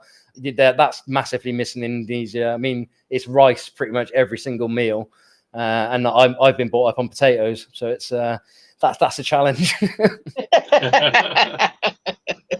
So you got a Varanus Mitchellii there hatching. Is that at your place, or is that? That's in the UK, mate. Yeah, I managed to get hold of a legal group of them that have been in the UK for a long time. And the guy I've been pestering the guy for 2 years why he hadn't bred these things. And then he put them up for bloody sale and didn't tell me about them. I was like his number one customer. For some reason, he didn't tell him about them. Someone actually told him about them, and there's a group of 5 of them that I managed to get, and I had some pretty good success with them. I mean, they're machines. I've never had anything be as productive as those Mitchellii once you get them going. And the clutch sizes were big. I mean, you can get these sort of 21 to 26 eggs, I think, out of some of them. There's a really good paper from Perth Zoo, and they had to stop breeding them over there because they were just producing so many, and I'm guessing the other zoos just didn't want them. They're a cracking monitor to keep. I don't know why they're not more popular. I think you get them in Australia a bit now. Is it just one of those things where you're not allowed to keep them in some states again, or? Look, I think you can't keep them in some states. In other states, they're not the easiest thing. There's a few of them around, but there's not hundreds in captivity. What we've seen too, like 20 odd years ago, monitors, were, I don't want to say abundance, but there was a lot more floating around the hobby than there is now. And I don't know whether they're not people's thing or people aren't able to breed what they've got. Like a few people do breed them and breed them well and breed them regularly, but not like it was 20 years ago. Yeah. There's no bloody morphs. That's a problem. Why would you want a beautiful orange and yellow lizard with black bars all over it? It sounds horrible to me. There's no albino, so it's no good. So I know you're known for your monitors, and I didn't know this about you, but you used to keep venomous as well. Yeah, in a big way. When I was young and stupid, Scott, you grow out of it, and these risks and So you're old and stupid.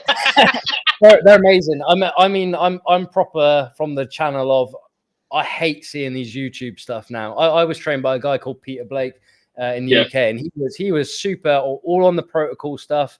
It was like a real science to what he always explained to me and the people I looked up. There was another guy called Ty Milson who was my boss in that shop that I worked by. He'd never been bitten by any venomous snake, and I kept that to a standard rather than freehand or showing it as a badge of honor. I know if you keep them for long enough, you usually end up getting bit. But my thing with keeping them was I'm going to try my hardest not to get bit by them.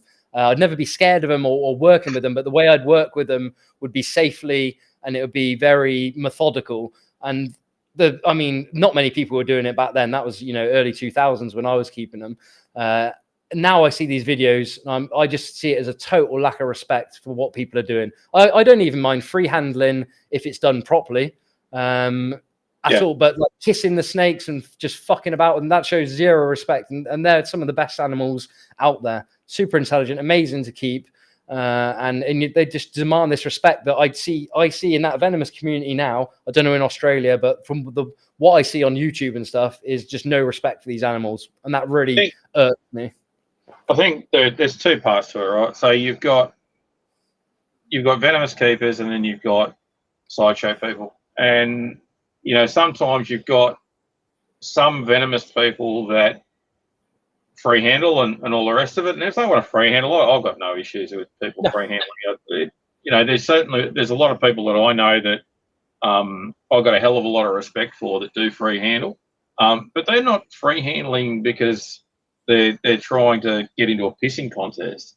They're free handling because that's how they've always handled the snakes, and that's how they like to handle the snakes. And if somebody happens to film that person while they're doing it, they don't want to change the way they handle because someone's filming them. They just want to be authentic to how they do it, right? So whether there's a camera there or there isn't a camera there, they're picking up that taipan that way, or they're picking up that snake like that, or whatever. And you know what? Whichever way you want to do it, that's fine. I don't tend to agree with the ridiculousness that we see out there in the venomous community at times. It reflects on the community as a whole in the eyes of the law. Unfortunately. The way I was brought up in the UK, because you had to have that license and it was a lot of work to do it, nobody wanted to get bit because they could just ban it at that point. Yeah. And it had this really cool feel, because I was in that community for a while, of like having massive respect. It was like probably the most respected, scientific based community out of the whole reptile people. The venomous guys were really into like their medicine, the venom itself, all that sort of stuff that went with the venomous keeping itself. And now it doesn't feel like that. It feels like it's completely seesawed the other way. And I'm glad I'm not a part of that community. It just makes me cringe. I'm sure. I think to be fair, there is still that element of professionalism within the venomous community. It just isn't as it's just outweighed from what you see online. There's different parts of it. That's all. Yeah, so. yeah. Like I said, I don't want to bash it at all. I've got some really good friends that keep venomous in the UK, and they're super professional, really good guys, and I have amazing conversation with them. Like I said, it's almost like it's a step up from a lot of the other reptile keeping out there, because there's this element of the medical side of it and the scientific side of it as well, which I used to really enjoy. But yeah, there's it just makes me cringe, mate, with what I see now, and it's like, and it annoys me that there's those guys like yourselves and, you know, the people I know that do it so well, so professionally, and then you've got these absolute idiots that are going to ruin that completely. And you know, they could ban venomous keeping. It'd be high up on the list to get that banned in most places, I'd imagine. What did you used to keep, venomous wise? Or pretty much everything I get my hands on. Yeah, I went crazy. You're showing some, you know, Southern Philippines spitters or Samarensis, they're my all-time favorites. Again, I think it was probably because I was so successful. I bred 4 or 5. I had 4 or 5 clutches out of the ones I had. They were really cool. All the cobras are sort of my favorites. I kept inland taipans for a short period. Coastal taipan, they were actually the canai. I don't know if they're still canai now. The Papuan ones. Still are this way. Yeah, all the elapids was my thing, really. I wasn't too bothered. I kept some gaboon vipers and Nasicornis just to have in the shop, really, as you know, they're sort of cool things. I'm not really a rattlesnake guy. I kept some Atrox and a few other things, but I was like elapids because I was young and stupid and thought that was a cool thing to, you know, to have. And cobras are pretty cool. When they show up, I mean, if you keep cobras properly, for most of the time, they're just a rat snake because they tend to stop hooding up. That's why those Samar cobras are so cool, because they'd always hood up, which was pretty cool. And they're a spitter too, you know. So Adam Sapiano saying it's too easy to get into venomous snakes in Victoria. Well, it depends on the venomous snake. You know, some are easy to get, some are a bit harder. So. Where was that? I think you guys, from what I can understand, have got probably the best system for keeping venomous snakes. If it's tiered, isn't it?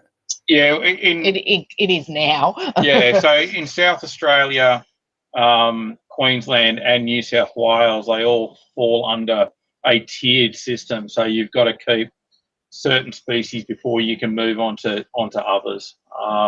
Or show evidence that you've got experience to move on. So it does sort of prevent some of the, I'm going to go out tomorrow and get myself an inland taipan. Victoria currently doesn't have a tiered system, so you pay your money. If you're an adult and you can obtain it, then you can get whatever you want. Thankfully, though, that for the most part, a lot of people in the industry sort of self-regulate anyway, and so you're not going to pass on a taipan to somebody that's got no experience. But occasionally that does happen anyway. So it's a worry.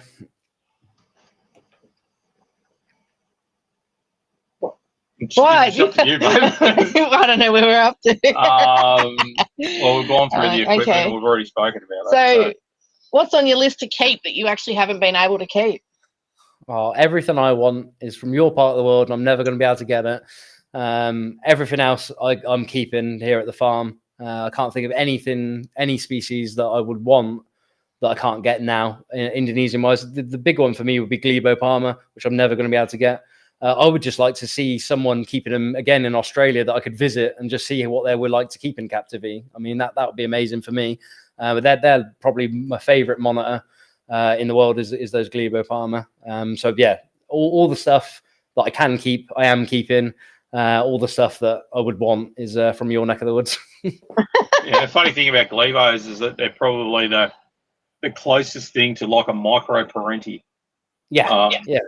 And until people sort of see them, it's really hard to, when you see them in the flesh. Once you've seen one and you can see that, and you know parentis, when you see the two of them together, you can see that. But it's sort of a hard thing to sort of see until you actually look at the two of them in the flesh. Yeah, I think they're way cooler than a Prentice. I mean, Prentices are amazing, but I think they're just way cooler. Just, you know, the way they live, the habitat they come from. I mean, to be able to keep, you know, probably them outside with some really cool like rock work and stuff, and give them a really good enclosure. I bet you see some really cool behavior. Indoors, I bet they're a nightmare. I bet they smash themselves up completely. But if you had a really nice outdoor enclosure, I bet they're way cooler. And if you captive bred them as well, because, you know, as you well know, Scott and Ty, they're some of the most alert, skittish monitors in the world, probably the most from what I've come up. But yeah, imagine getting captive bred ones and raising some up and then keeping those ones. I bet they're a joy. Yeah, they're certainly an amazing looking lizard. And you know, I mean, it wouldn't surprise me if, you know, when we talk about Glover Palmer, if we're not talking about multiple species as well. Yes. Yeah. There seems to be the differences between the Queensland animals and the NT animals, and it wouldn't surprise me if the WR animals or something else as well. Yeah. Well, as we're probably going to see with those Glauterai as well, I'm sure it follows the same, probably the geographical barriers that have stopped them. That Isa population is the one that gets me. How they got down there, and it's so localized, it seems, down there from what I know. I don't know how far they go up north. There's not like a continuous strip of them back up to the north, is there? Yeah, there is. Oh, there is. It runs through. It sort of runs through different areas, but it runs through the Doomadgee area, so Lawn Hill, Riversley, through the Selwyn Range, into Cloncurry, Quamby area, to Isa, down towards the Jarrah. That range sort of runs up across from Lawn Hill into Doomadgee across to sort of the Bullo River region of, the Burraroola region of the Gulf Country, and it runs through. So there is rocky escarpments through there that they would be able to follow. So okay, and that makes a bit more sense. They're just not often found in those sort of outside Isa, just because everyone goes to Isa to herp, or are they found? I haven't seen many pictures of them from anywhere that isn't, you know, WANT or Isa. Yeah, so Isa's probably one of the easier places to get around up there, up that way. Right. But what people call Mount Isa could basically be anywhere between, you know, 20 k's from Cloncurry to 150 k's to south of Isa to almost out towards Camberwell. So it's a very big area, and people just go, oh yeah, that's Isa. But it might be an area that's the same size as the island that you're sitting on at the moment. So yeah, for sure. Where would you go herping if you could go anywhere in the world? I've got like herping that I'd want to do because it's enjoyable, which is all in Australia. Australia is the mecca of herping. If anyone hasn't gone herping and they want to get into herping, laws, keeping within the laws, because you always have to caveat with that with Australia. There's nowhere better in the world. There's nowhere easier. There's nowhere you'll find more species and some of the coolest species in the world, and be so comfortable. I've got stupid places that I've got to go because I'm writing that book on the tree monitors that I don't want to go to, that I've got to go to, like Millen Bay in Papua New Guinea proper, some other dodgy areas in Indonesia, where it's like, if I wasn't writing this book and I needed photos myself and to see this stuff, I probably wouldn't go there. It's like, I know it's not going to be enjoyable. There's a real high risk with some of the terrorist groups we've got in Indonesia and some of these places. And if it's for enjoyable, I need, like I said to you guys, I need to go to Isa because I want to find those Glebopalma there. I've got to tick off. I mean, I was doing a list in Australia trying to tick off all the Audatria species in Australia. So that's always at the back of my mind. I'd love to tick off, do that list and tick off all the Audatria that I possibly can, because they're sort of, definitely up there with my favorite monitors. And Australia's got some of the most beautiful landscapes. Like you're herping and you're not even finding stuff, and you're like, some of this landscape you don't get anywhere else in the world. The Pilbara, the Kimberley, even some of the NT is like, oh my god, I don't even care that I'm not finding anything. That escarpment is ancient, and you feel this real draw to it.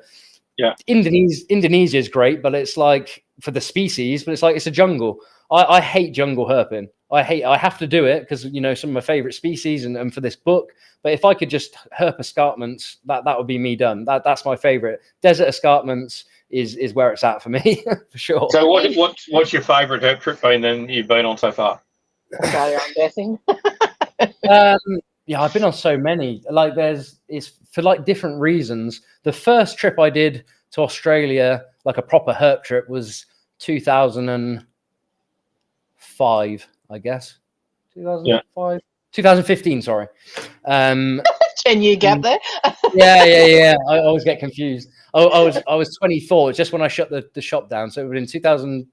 I think it's whenever 2014, 15, and we did a trip from Perth all the way up to Darwin, and then down to Alice Springs. And I didn't think I'd find much, and we found some of the most, my favorite species of Audatria. I got Glautri on that trip, those bush eye on that trip, and it really opened like the world of like of herping really, and how enjoyable it can be. And Australia's, I can't bang on about it. It's got some of the best landscapes, some of the best beaches, with the best beaches, and all that sort of stuff. And it was really enjoyable trip.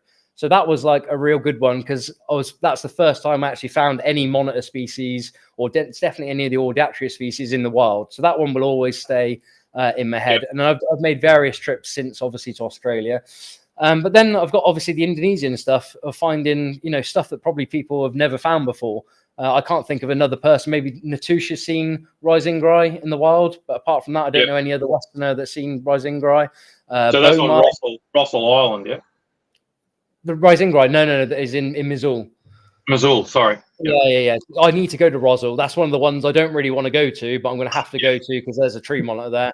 And then there's another one, Ferguson Island. It's one of them. Indonesia was always really scary until you go there, but Papua New Guinea proper has got a real edge about it, and you're like, fuck it, I could end up in some real trouble there. If you start traveling around Indonesia, for the most part, it's actually really safe, and it's quite touristy now. There's not many people that go to Papua New Guinea and herp about the place like they do in Australia and in Indonesia. So it's like there's an edge until I get over there and see what's going on over there. It's like a trip I don't really want to do, but I will end up doing. I think there is a few places that are like bird places that are doing bird tours in parts of New Guinea now. Certainly on the northern side of New Guinea, it seems to be a lot better than the southern side of New Guinea.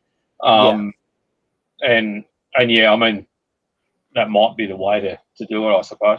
I'm speaking to a guy from Brisbane, actually, Des Hume. He's been to Rossel and found those bogatai. He's got the only picture I can find of that species, and he seems to think it's fine.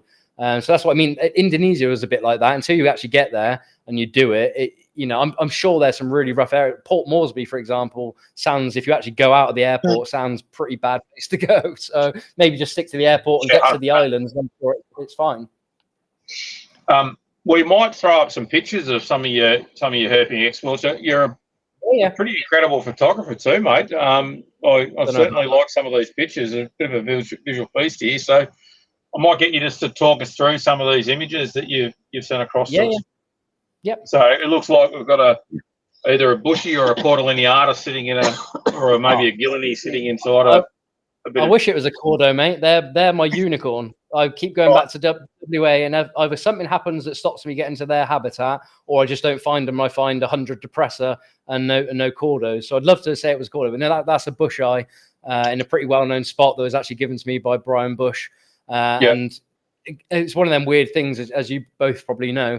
I couldn't find them for ages, and then I found the first one. Every time I go there now, I find them. I tripping over them, and I actually don't look for them. I wouldn't go and look for them again, because you have to be, that one was pretty lucky. You could actually see it in the hollow, but to get to some of those, those pygmy mulga sort of monitors, you have to sort of take the bark off like we were talking before and crack a bit. And I'm not into that. I've seen them. I don't need to go back and disturb any more of that habitat. I'm done with them. That's it's Insulanicus now, but Insulanicus, again, that's just in Adelaide River. Again, I think a pretty well-known spot. I think everyone's taken a picture on that rock. That's a Hamersliensis from the type locality, which many people don't bother going to, which is a nice little creek down there.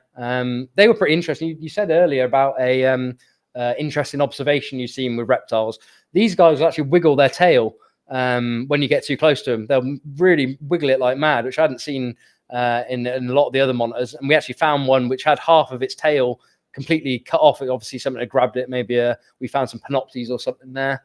These are probably one of my favorite monitors. I don't know why. This is what I call a true King Aurum. So these are the ones from that Timber Creek area, which is their type locality. And these are like a proper rock monitor. The ones we got in Europe from that Turkey Creek sort of area, which are like their heads look like an Aki still. There's got to be some speciation going on there with the difference between this is like a dwarf Kimberley rock monitor almost, the shape of it. I wonder if some of the ones that are kicking around in captivity aren't hybrids. Hybrids of what though? With these? Yeah, I reckon it could be King Aurum and Acanthurus crossed over, or King Aurum and Story crossed over at some point. Weird, yeah. They just none of them I've ever seen in captivity have got tails that are as long. They've got long tails, but nowhere near what these guys have. And these are like I say, these are like a proper rock monitor. They've got that flattened head, and none of the ones we got in Europe have got that at all. And I've never seen anyone keep these in captivity. I don't know if many people keeping them in Australia or not. I think a few people have got them over here. Certainly, I remember looking at King Aurum when we were in Germany, and I looked at the King Aurum over there, and I was like, "That's not a King Aurum." Yeah, literally. Yeah, doesn't look like a King Aurum that I've seen here in Australia. So it was a very different looking animal. So yeah, they got a long tail, but they're shorter than those proper King Aurum. And like I said, the head structure, the ones we got in captivity it's like a bulldog. It looks like a story head, where those ones is a proper flattened rock monitor, sort of proper rock monitor. That's so Panoptes rubidus. That's it. Yeah, that was actually in exactly the same place as that Hammersliensis. They're so cool to find because they just don't care. As you know, you guys, they're just not bothered. Galdai you can get pretty close to, and then they just run off. Those Panoptes, when they seem to get to a certain size, are not bothered. I mean, I was following it around. It was coming up to me at some point, and I just managed to get that picture of it standing tripod in there, which I always wanted to get. Have you ever seen or worked with the Merauke Panoptes? Yeah, we got loads here. Yeah, loads. Do you think they are a valid subspecies, or do you think they're just normal Panoptes? Because I don't see them as being any different to regular Panoptes that you see in the top end or Western Queensland. Yeah, no, exactly. I was going to say they're definitely different to these rubidus. But yeah, they're exactly the same as what you'd get in, Darwin or somewhere like that. Yeah. I don't know if I've seen any really big ones. I've seen them going across from Broome. They'll still be Panoptes, wouldn't they? Heading in the Kimberley. I've seen big ones there. I'm yet to see any Indonesian ones that are that big. But I might raise some up and do some more breeding with them. But yeah, all of them seem to be pretty small, but they look exactly the same. I can't see any difference in the look of them. Considering you could walk between Darwin and Merauke 8,000 years ago, and I guarantee you the Panoptes were walking along that area.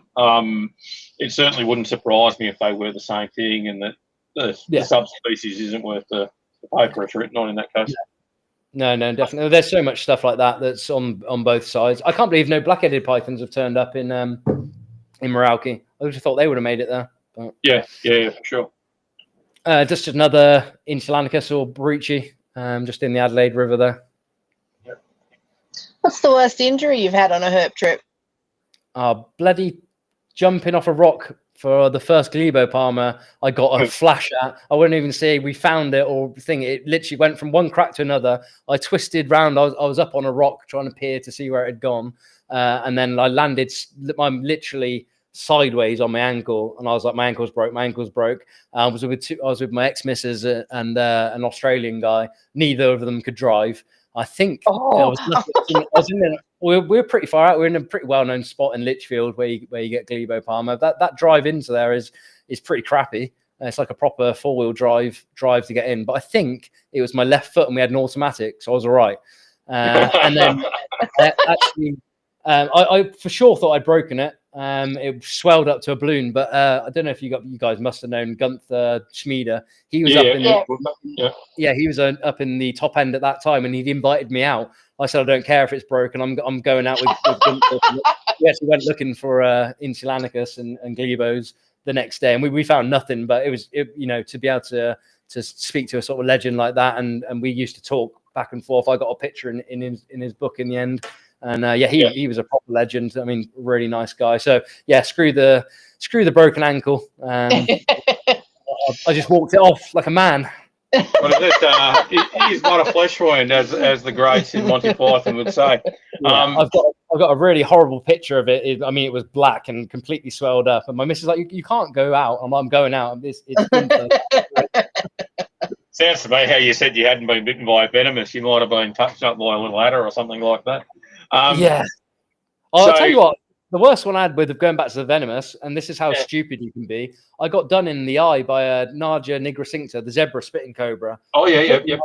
And that was a painful experience and a sobering. You know when you get super complacent, I think that's what happens with the venomous stuff. Going back to that, I didn't have any goggles on. I was reaching for the lid was open. I'd realised I hadn't got any goggles on. I was reaching for my goggles and got whacked in the eye. Like they're like snipers, those African spitters. And like, you fucking idiot. It's like, of course that was going to happen. So, but yeah, never a bite. I remember seeing a video not too long ago where a guy was holding a siamensis, and he's holding the siamensis and he's doing the moving his head around to try and get it to thingo. And it just gave him both barrels straight into the eye. And so then he's turned his head and he's still free handling this cobra. And you sit there and go, well, it can still bite. But yeah, thankfully it didn't bite him. So we're looking at an amazing looking glad eye here that doesn't read books and is sitting in a tree. That's up in Kununurra. So they'll be described as something else now, I think, or they're on their way to speaking to Gavin. I think he's working on splitting those up. They're definitely distinct. I don't know if they're going to be a valid species or subspecies. I don't know what they are. But yeah, that was one that was chasing skinks. Actually, I seen the skink first, and then we were literally in the car park in Kununurra, and that one was chasing after skinks, and then it spent most of the time in the tree. They definitely will utilize trees and tree hollows, but that's right next to a big escarpment where I found all the other ones I've ever found have been on the escarpment. There's been a couple of papers that have spoken about twitching in the tails in leaf litter with Tristis, Cloud Eye, and a couple of other species where they've put their tail into leaf litter and they've twitched it to try and get things like carlias and things like that to go and hunt whatever's moving around in the leaf litter, thinking it's an insect, and then the lizards are then punching and eating those carlias that are running through. So it could be a bit of court alluring type thing going on there too when they get excited. Oh yeah, I'm pretty sure that one smashed the skink before I managed to run over to it. I seen a load of commotion and I seen the skink run up the tree, and I'm sure he went and grabbed it. And by the time I got my camera out, he'd smashed it down. Those carlia and stuff are everywhere. In Australia and in Indonesia, I bet they get whacked by everything that's bigger than them, pretty much. Yeah, 100%. And so we've got one of the Scalaris complex here. Yeah, that's Scalaris from Darwin CBD, pretty much, and pretty well-known park up there. Again, they were a unicorn for me for about 3 years. Going to this exact spot, and I could never find one. And then I found one, and now they're in every single tree. I was just there in November, and every single tree's got a Scalaris in. It's just sod the law. I worked my ass off to try and get them. So, I mean, they're pretty much everywhere. Probably more accurately call them Similis, wouldn't we? As opposed to Scalaris, because Scalaris are from Boogle Bay. They're those black banded things. That's. I don't know why you Australians haven't sorted that out yet. That's just so obvious. There's a complex there of stuff. But yeah, it's probably a Similis. For sure, it looks very much like Similis. Shark Bay Woma. So we just needed to throw a snake in there for. That's what I did, mate. I was like, "There's got to be a snake here somewhere." And what a snake! You're throwing in a Shark Bay Woma that's got a good sized feed in it by the look of it. Yeah, it's got to be some sort of gouldeye or blue tongue, I think. From there, just found it straight on dark, basically, just out of Denham, just heading towards Monkey Mire from Denham. I couldn't believe it. I mean, they're meant to be so rare. I think they're turning up quite often. But when I found that one, they were still sort of pretty rare. Not many people have found them. That's bush eye. Another bush eye. Yeah, they're dead cool. They're easy to photograph. That's an in situ Pilbrensis in Marble Bar, or just outside Marble Bar. Big old male, pretty beaten up. But that I need to get back to that area. Marble Bar is one I'd really like to go back to. There's some really cool escarpments and stuff out there, and it seems like you'd get left alone. It's proper outback out there, which I kind of like when I go to Australia now. Hopefully just get left alone. Yeah. There's a bit of a different look at Aki.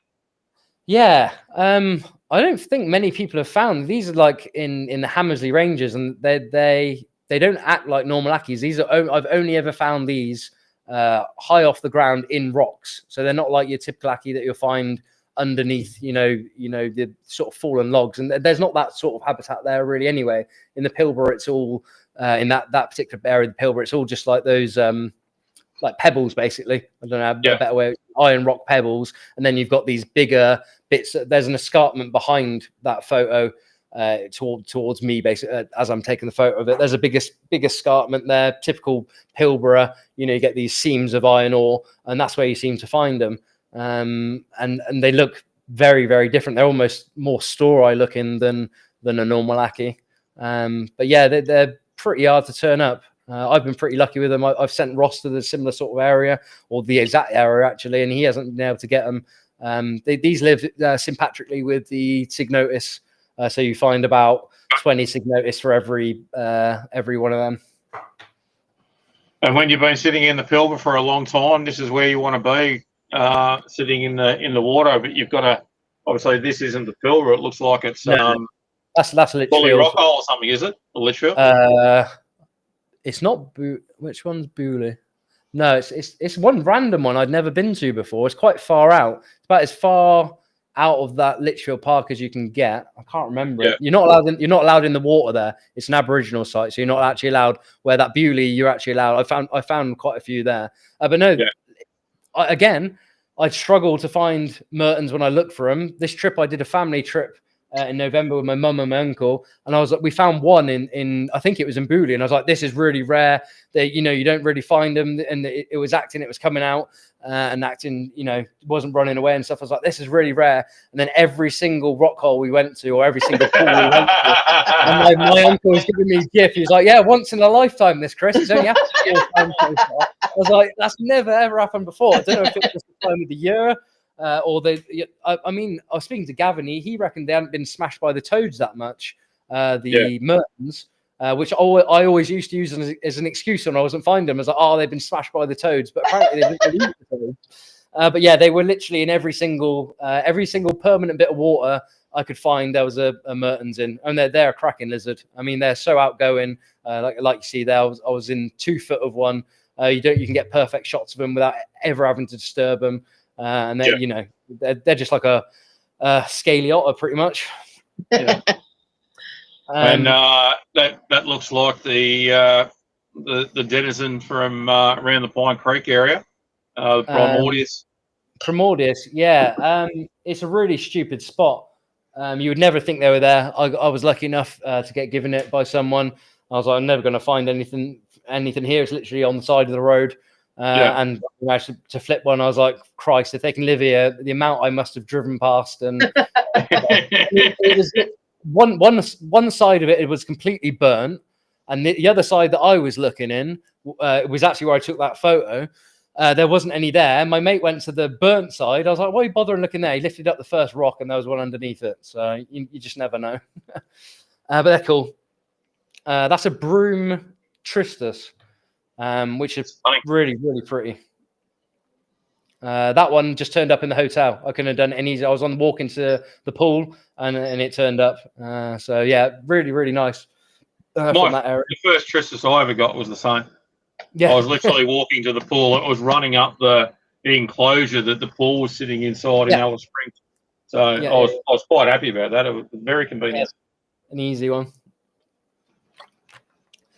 So that's from that previous family trip. I wasn't really aware of them too much. So Gavin put me onto these. He was calling them yellow-headed tristas you get around Kakadu.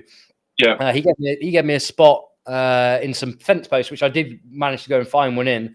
But obviously you can't get any good pictures of it. And then I was walking to one of the escarpments and happened to look under a little bit of bark. The first tree I looked at right next to the path, and that was underneath it. And they're, like I said, they're cracking. And then obviously the holy grail for me. 10 years, a broken ankle, and then managed to turn it up in the spot I've been looking, which is probably the most well-known spot for him up in Litchfield. So the Lost City area of Litchfield, yeah. Which I managed to get the cool shot with the cool background. But now I want to go find a proper one now. I'd like to find one around like Adelaide River or maybe in the Kimberley or those ISA populations, because they seem to be pretty in high abundance there, even though you don't often see them just because of how elusive they are, more than them not being there. But yeah, I was glad to get hold of one after 10 years of heartache. I mean, that flash of that yellow tail is pretty much what I'd seen for 10 years. And then they're not, as you well know, you guys, they're not like Glauterai. Glauterai you can spook and they'll come back out. Those glebos you spook and they're done for the day, it seems. Or 2 or 3 or 4 days. Yeah. You'll sit there. I've done it. You'll sit there. One's in a crack for 4 or 5 hours and it never appears again. Where if that's a Glauterai or something, they're really curious and they tend to come back out after half an hour, 20 minutes. Yeah. And so we've jumped countries now. Yes. That's a pretty incredible animal. Yeah, so that's the first crocodile monitor I found. The guys got lucky on the previous trip, which I'll be doing a podcast on next week. We managed to find another one, and this is another one where I would have said, "Oh yeah, this is once in a lifetime." So yeah, big old. I need to stop saying that maybe, or maybe, probably maybe say it more. But yeah, that's a big old Salvador in Batanta, which was, I mean, that literally stayed in that Y of that tree for like an hour.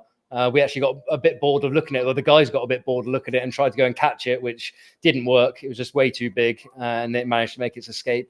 But it posed perfectly there for that photo. And yeah, just to see an apex predator like a crocodile monitor in the wild is that's what dreams are made of. This is one of the boma I had found. So I put a lot of work into finding these. Not many people knew exactly where they come from. The traders have sort of kept them pretty quiet for good reasons, obviously. So I went on Wagyu. On Wagyu, yeah. So I went to pretty much every village. I knew that the paper had been written and they'd said they come from Far East Wagyu.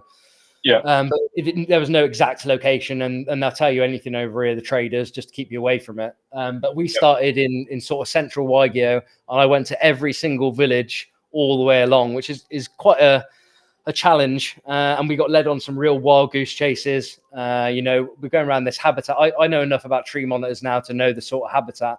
They were taking me on this like limestone cast rock with these little shrubs and stuff, and they're like, yeah, we found them here, or they found them here before.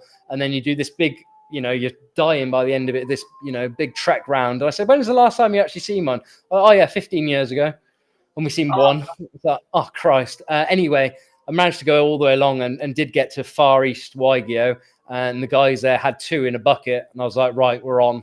We found the area. We went out the next day and found one in 15 minutes, one in half an hour.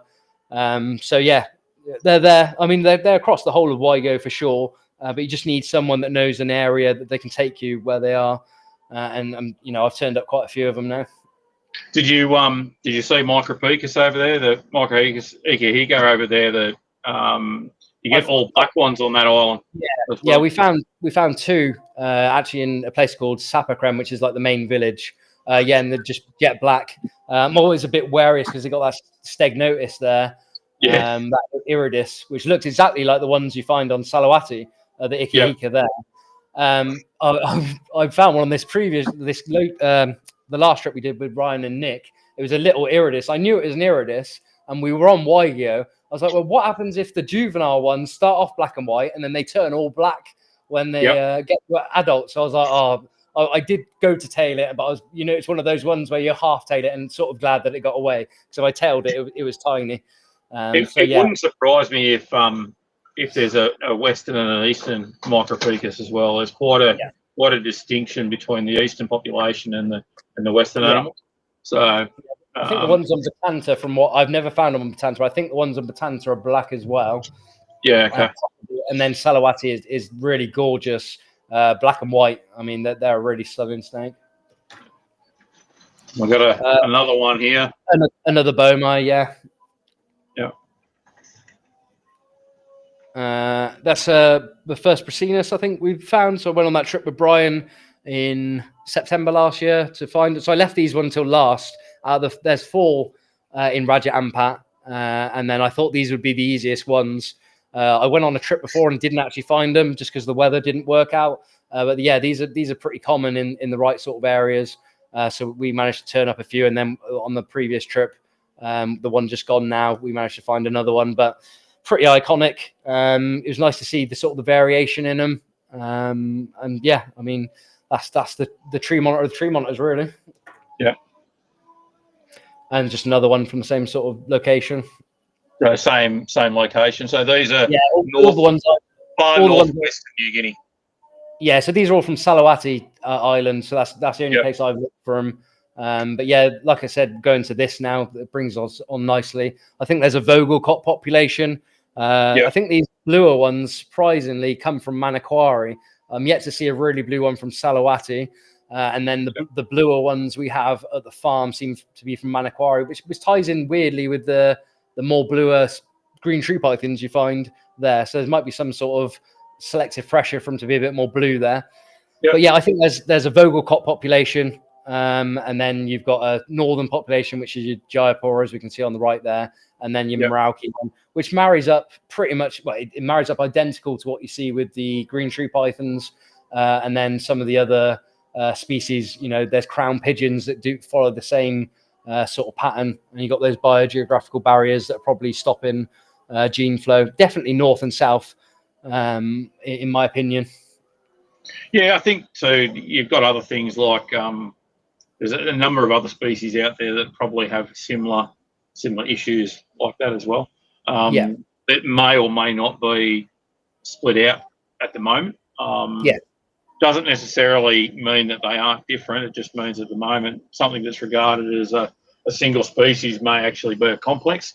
But whether or not the differences are significant enough for either subspecific or specific recognition is another headache to deal with as well. But with monitors, some interesting morphology between them.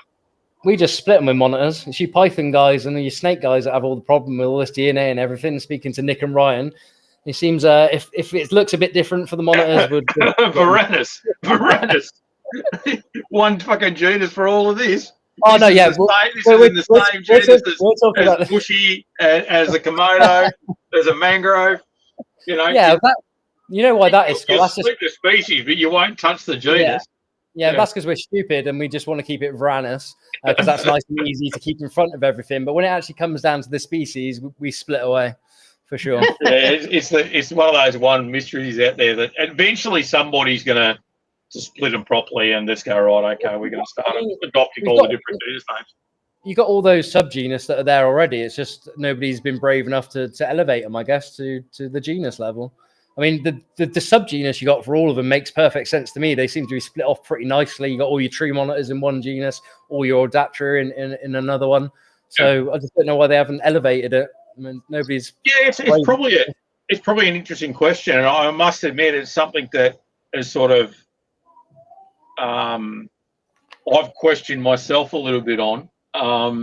You know, if when we revised the lizard book. Who knows what might happen? We may turn around and cause some trouble.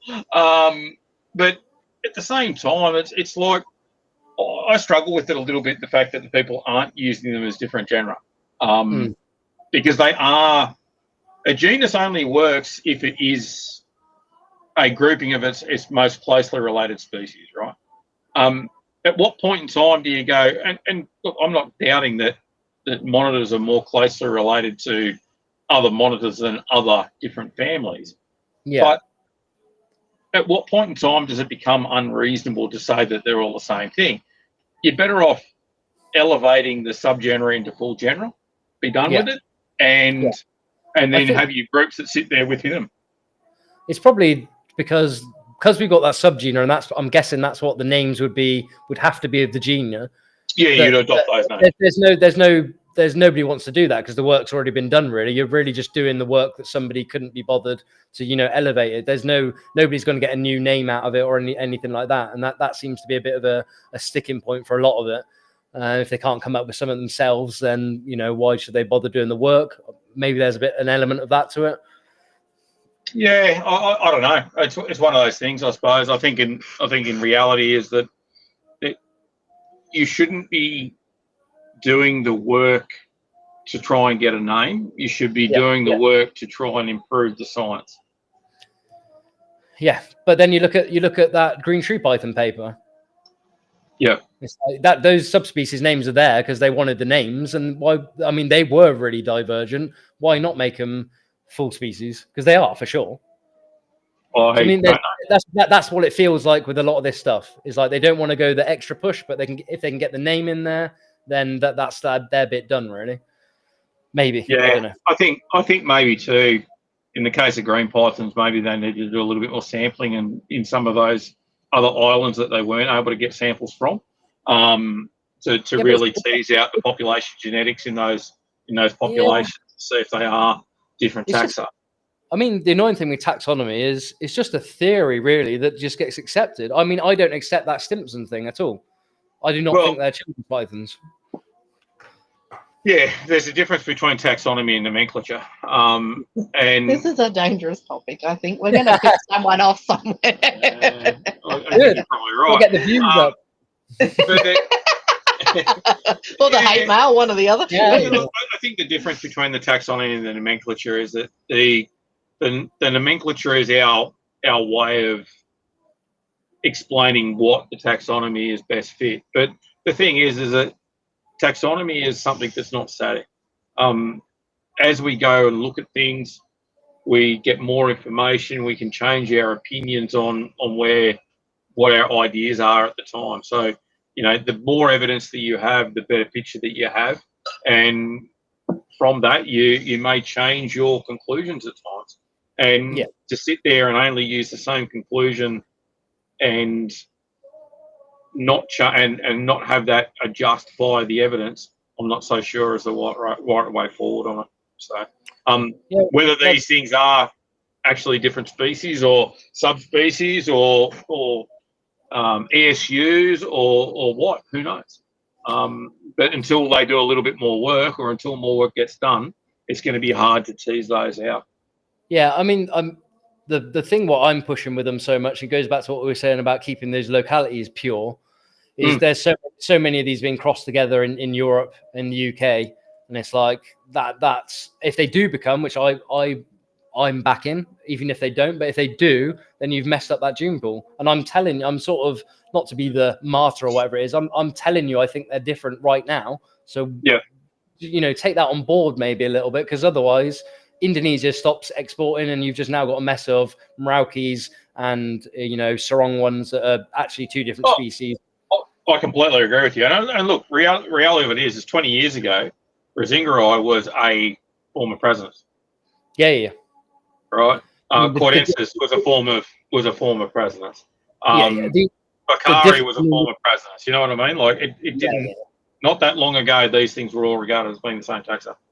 Yeah, I mean, these are really close together. Rising Grind, that one is dubious. I keep reading the paper about them, and the divergence between them two is sticky. I mean, I think the only argument you got for these guys is they're now separated, so they're probably on their own species trajectory anyway, and it's unlikely that they're it's going to be connected to the mainland anytime soon. But yeah, if you split, they wouldn't be split if it was a python. They're so close. If you go on that DNA and morphological data, they're basically lighter green Prasinus. So but I see them as different species. They're separated, so definitely won't be breeding them with a Prasinus, that's for sure. Is the hole in the picture there, is that the home hole for that particular lizard there? No, that's actually the one that was hunting those Carlia in. So I'm guessing the Carlia was because they often, or a Moya or whatever it was, they often on those, those coconut trees basking. I think it seen that monitor, it shot into that hole, and we actually stumbled across it when that monitor was putting its nose into that hole. It got it out, and it did actually grab hold of it and eat it. So yeah, I think it was just hunting. It's not actually living in that hole. So, you've got these photos of these amazing lizards that, for all intents and purposes, usually very high up in the trees. How are you climbing these palms, or is so that picture there is fully in situ? So that's literally as we found it. You couldn't ask for a better picture, and I don't think I've taken a better picture of a tree monitor. That's exactly how we found it, and it even span around and had a look at us. I mean, I can't pose one as good as that, but no, all the other ones you see on the trees and stuff, obviously that is not in its natural form. That's not in situ. So they're basically all the islanders. If you get with the hunters, they've all been taught basically to do a bit of history into the tree monitors. The first tree monitors that were being collected all come from Aru, so that was your Varanus beckeri, and they'd obviously worked out the best way to find them, which is a long bamboo pole with a sliding noose on the end. And then the other guys on these islands weren't aware of they were aware of the tree monitors, they weren't aware anyone wanted them. So the guy in Sarong, so funny enough, even though where Aru is, everything from Aru basically goes to Sarong and then out, because that's just the nearest main port. So everything from Aru goes to Sarong and it's sent out. So that local trader in Sarong organized, for example, for like the blue tree monitors, the guys from Aru to take a boat to where the blue tree monitors was and basically hunt them. And they were in doing that, the locals were obviously thinking, well, you're taking my animals, you need to teach us how to do this as well. So these guys from Aru went to Mizul, they went to Waigeo, and they went to Batanta and taught them how to collect them with these bamboo nooses, basically. So it's a long bit of bamboo with a noose on the end. Tree monitors are pretty inquisitive / stupid, maybe. They often think that it's usually a bit of carton, so it's usually like a yellow color or white color, and they often think it's actually food. Even there's 5 people standing underneath them, they're in the canopy, food, and then they go to bite it, and then they're pretty easy to noose. After the first noosing, they know what's going on. So if you miss it on that first noosing, they're off, and they just retreat into the highest tree. If you can get it on that first one, you're sweet. And like I said, all those pictures that you see of me posing them on the logs is ones we've caught out of a higher tree, and then put on a branch for a nice photo. That's pretty interesting chlorostigma. I'd never bothered to catch them in Waigeo. That we hadn't found any bomai, so I think the guys have got bored and went and found one of those.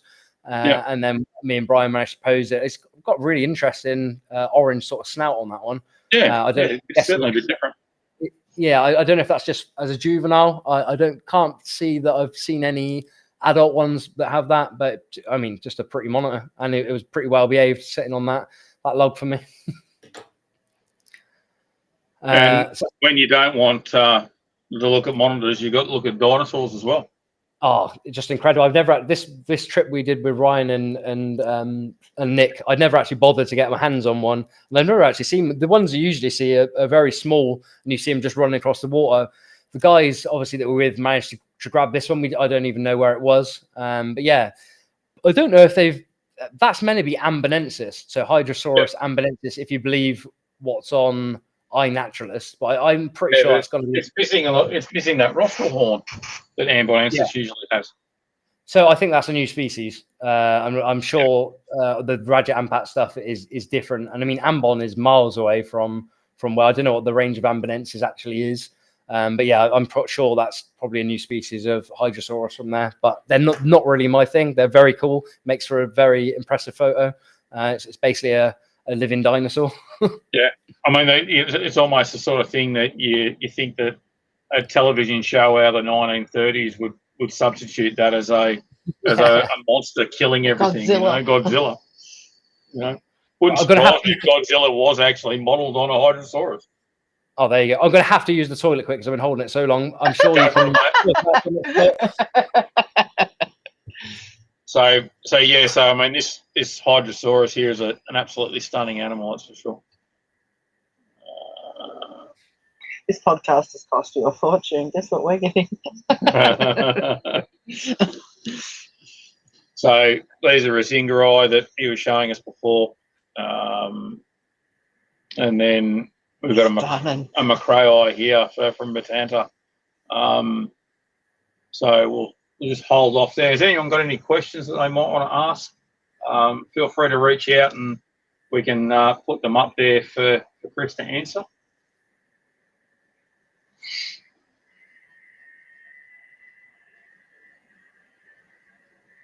So, all right.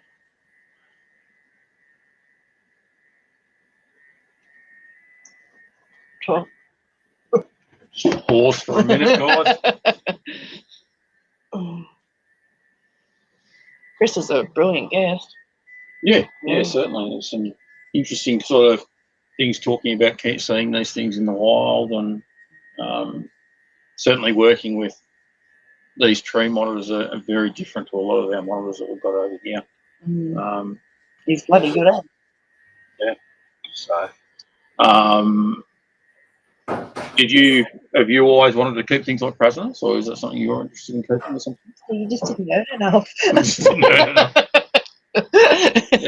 Sorry, I hate doing that because it's the worst. Well, we completely just failed in for the last fucking couple of minutes, but that's all right. Sorry, mate. I literally, Mike did it to me on the last podcast because he needed to go. I went to the toilet and he was really good at it, and then he came back and I just chatted the most amount of rubbish that come into my head that I've ever spoken in my life. So I do apologise. No, it's all right. We just did it. Yeah. It's all right. No one will notice. Well, I was sitting there, I was looking at your photos. I'm like, well, I can't really speak to these.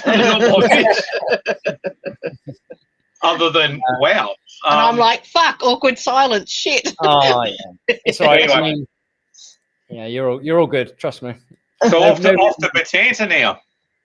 Yeah, so these are some of the first macrae I found in the wild, going back a few years now. But, I mean, there's not much more to say about. It's a bright blue lizard. That's just absolutely insane. You can't believe that it's there. It doesn't make sense that it's really there with that coloration. Are they fairly? Is there a lot of variation in how blue they are? Yeah. So more and more we're seeing this variant of this greenback variant where they got blue arms and blue legs with a very green back. I've got a little bit of a theory about it. So the first blue tree monitors we were seeing in captivity. All come from the island of Iam, and they were all standard blue, just absolutely textbook normal. And the numbers there have been depleted. So they started going to collect more of them on the mainland. Now, this mainland population does have that standard blue one, but more often than not, the ones I actually find are this greenback variety. So they've got this greenback with these blue arms, basically. And I don't know, I was speaking to Nick about it. Obviously, Nick's a real big morph guy.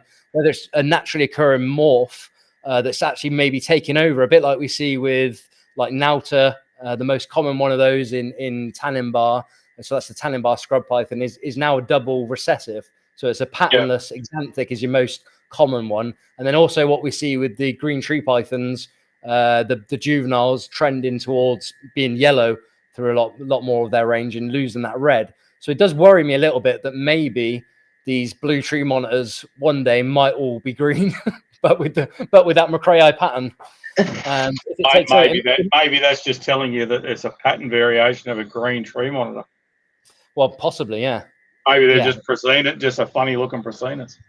I mean, they're so close. The Salawati, where you get Prasinus, and Batanta is like 3 kilometers apart, or just a short bit of there's Sagawin Bay, basically a short bit of sea between them, and I'm sure they raft across there, possibly even now, and then they were definitely connected. In the early in the Pleistocene, it's going back as early as 20,000 years ago. Yeah. That's green tree python. You can tell that I really love green tree pythons. No, I do love green tree pythons. Fucking pain. This was on the last night of the previous trip. Obviously, Nick obviously wants to see, but Ryan was dying to see when he never found a green tree python. I think he'd been to the Iron Range and not turned one up there. So yeah, we found this one the last night at the last hour. Basically, I was ready to go all night. I think the guys, I'd gone trekking up basically way high because there's basically in Waigo where this one was found. It's behind a homestay and it's basically a gorge. And you can pretty much go. I'd never been right to the top where it starts flattening out. It's like a big steep hill. And I was like, right, if I'm going to go all night, I'm going to go as far up the hill as I can, wait up there for a bit, and then walk. And by the time I walk down, it'll probably be 4 or 5 o'clock in the morning. That's what I was expecting to do. So I'd left Nick and Ryan. I'd gone off with a local just to see how far you could get up this hill. And I must have been a good an hour and a half in front of the lads. I'd found a Dilophosaurus, Lophosaurus Dilophosaurus, which is a lot like your Boyd's forest dragon. And I was like, this is going to be the find of the night. So, and they just sit in the tree. So I was sat there, having a cigarette. Where the hell are they? They must be behind me. Little did I know, they'd found this green tree python in situ, and they were trying to get hold of me, and they didn't realize how high they'd gone. So they obviously got a load of pictures. This is real Herping etiquette, and I don't know if I would have been, if it had been a monitor, I don't know if I would have been his plight, but they left it exactly how it was, didn't disturb it at all, left it in situ because they wanted me to see it, which I wasn't really that bothered about. And I said, they tracked up to me and said, have you found one? Have you found one? I said, no, but I found this Lophosaurus. It's really cool. And they said, we've got one back here. So this Lophosaurus, which is a very cool animal, had sort of gone out the window. And then I realized how far ahead I trekked of them, basically. And we got lost several times on the way out. And there was a bit of commotion between Nick and Ryan of, it's not going to be there. I said, guys, it's a green tree python. It's going to be there. They don't do anything. They're boring. And we got back down to it, and it was set up in sort of perfect ambush. This is actually after I disturbed it. I went and posed it. I've got some other pictures of it actually just on a twig, basically, exactly how you'd expect to find them coming down for ambush. And like I said, it hadn't moved from when they'd seen it, an hour and a half ago. So it was more cool for me to that's Ryan's first green tree python. And I was pretty glad I didn't have to stay up all night and all morning because we were the next day. So to get it, I think they found it at 9. And then by the time we got back to it, it was probably 10, 11 o'clock. And that was a tick. And then this is another one, very, very easy to find. I've never had a struggle to find them in Missoul. They were literally falling out of the trees there. The locals were bringing me them. Just one we found. This one we actually found on the first night in that tree. We took it down for some pictures. It had a big rat or something in it. It was in really disturbed habitat. It was all actually banana plantations around that, which is obviously pretty good for rats and stuff that it would be eating. We let it go back in the same tree, and then it stayed in the same branch of the same tree for 7 days. So we stayed there for a week, and then I went and got some shots of it on the last day, still in the same bloody place. Typical green tree python. I just want to answer many. There's no point in buying one. I think the funny thing is that you talk to some of the people that work with arboreal vipers, or they've done studies on movements in arboreal vipers, and they, in Thailand and stuff like that, and they can sit in the same tree for a month or 2 months at a time, and maybe move 6 feet. I think they've got a feed. I think they're pretty active, the green tree pythons, if they haven't had a feed. I think they go up and down a bit and then probably move around. But yeah, that one, because it had a big feed in it, just sat in that tree, so it didn't need to come down at all. I don't think it even come down at night. It just sat digesting that meal. Yeah. And how did you get the opportunity to host the Varanus Vault? Oh, I sort of got tricked into it by MJ. To be perfectly honest, so he floated the idea around to me, and I was up for doing it, but I wanted a co-host. I was like, I need a co-host to do it. I'm believe it or not, I'm definitely not an extrovert. I hated speaking, especially when I first started doing this. I hadn't done many podcasts. Felt really nervous and stuff about it. I mean, it's a real big thing, as you guys know. Even when you've done a few of them, it's a lot to put yourself out there and talk for a good couple of hours. Bit easier for Scott, I know. But for me and you, Ty, we I get nervous the first bit now, even when I do my ones. That first bit where you always fumble it up, like a bit like we did on this one, is the worst. And then once you start getting talking, especially about reptiles, it's fine. But no, going back to that, I floated around. I said to MJ, I want a co-host to do it with me, and then I'll do it no problem, because when you got someone else, it makes it way easier than doing it on your own. Anyway, Peter Fultrum was over here, and he said, and I thought we were going to do a talk with MJ, and then me, I would help MJ basically host it and ask Peter questions. And then it transpired. He's like, no, you do realize you're doing this on, because I sent him some questions to ask for MJ. And then MJ was like, you do realize you're doing this on your own. It's just going to be you and Peter. I was like, oh, okay, yeah, that's fine. I can probably do it with Peter. And then we did that one. And then I was like, it wasn't as bad as I thought. I could probably do it anyway. And, I do enjoy doing them and getting people on and doing it. And then that's how it's worked now. And like I said, MJ's got a really good network, really popular. He's taught me obviously how to use the program and stuff. And then, like I said, we do it every every other Saturday. This one's a bit messed up. I've got one tomorrow with Nick Lillis, who's bred peach throat monitors for the first time in 20 years in the USA, which is very, very good accomplishment. And then I've got the trip one that I cancelled because I was in hospital next weekend. But usually it's bi-weekly, which I think is good because. So what happened with the hospital trip? What was the go there? You said that we were talking about it earlier. Sounds like you had a bit of a rough trot.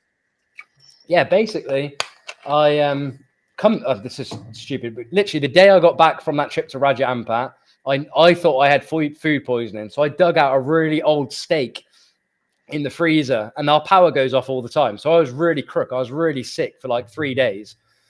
It turns out, because a week later I got really sick again, but not with diarrhea and vomiting, like a really, really heavy fever that I thought I'd be able to combat.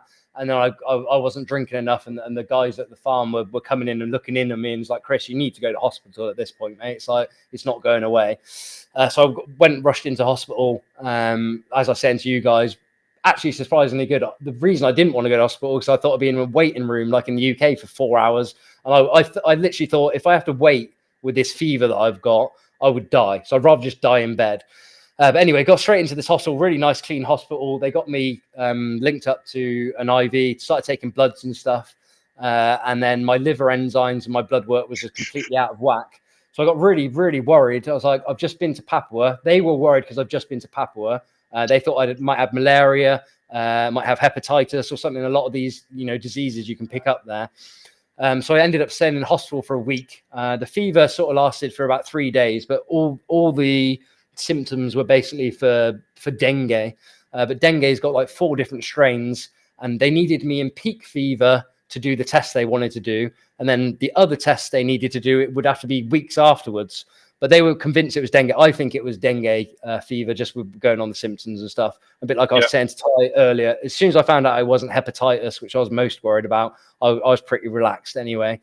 Anyway, going through all these tests, I actually found out that food poison I thought it was, I come back positive for norovirus. So I literally got back from Raja Ampat that day and had norovirus. And then 2 weeks later, I had this dengue. So I've been pretty rough for the last 2 weeks. I'm feeling nice and normal. And that's nice to be healthy. Like I was saying to Ty, into a bit, you don't appreciate how good it feels to not be sick until until you've been pretty sick or you've had something wrong. So anyway, I had to cancel that show with Nick and Ryan. So we're doing that one next weekend. But usually my Varanus Vault podcast is every other week. So you're 100% now? Or you're still a little bit ratchet? I'm good, but I keep feeling like I'm going to get ill again. I've got like post-traumatic stress, post-traumatic shock or whatever it is. So I feel pretty good. And it's weird because these sort of virus, that dengue virus creeps up you on pretty quick. I went out for a smoke. I come back into bed and I started sweating a bit. And then it was very quickly going into a fever. It wasn't like a big build-up you get.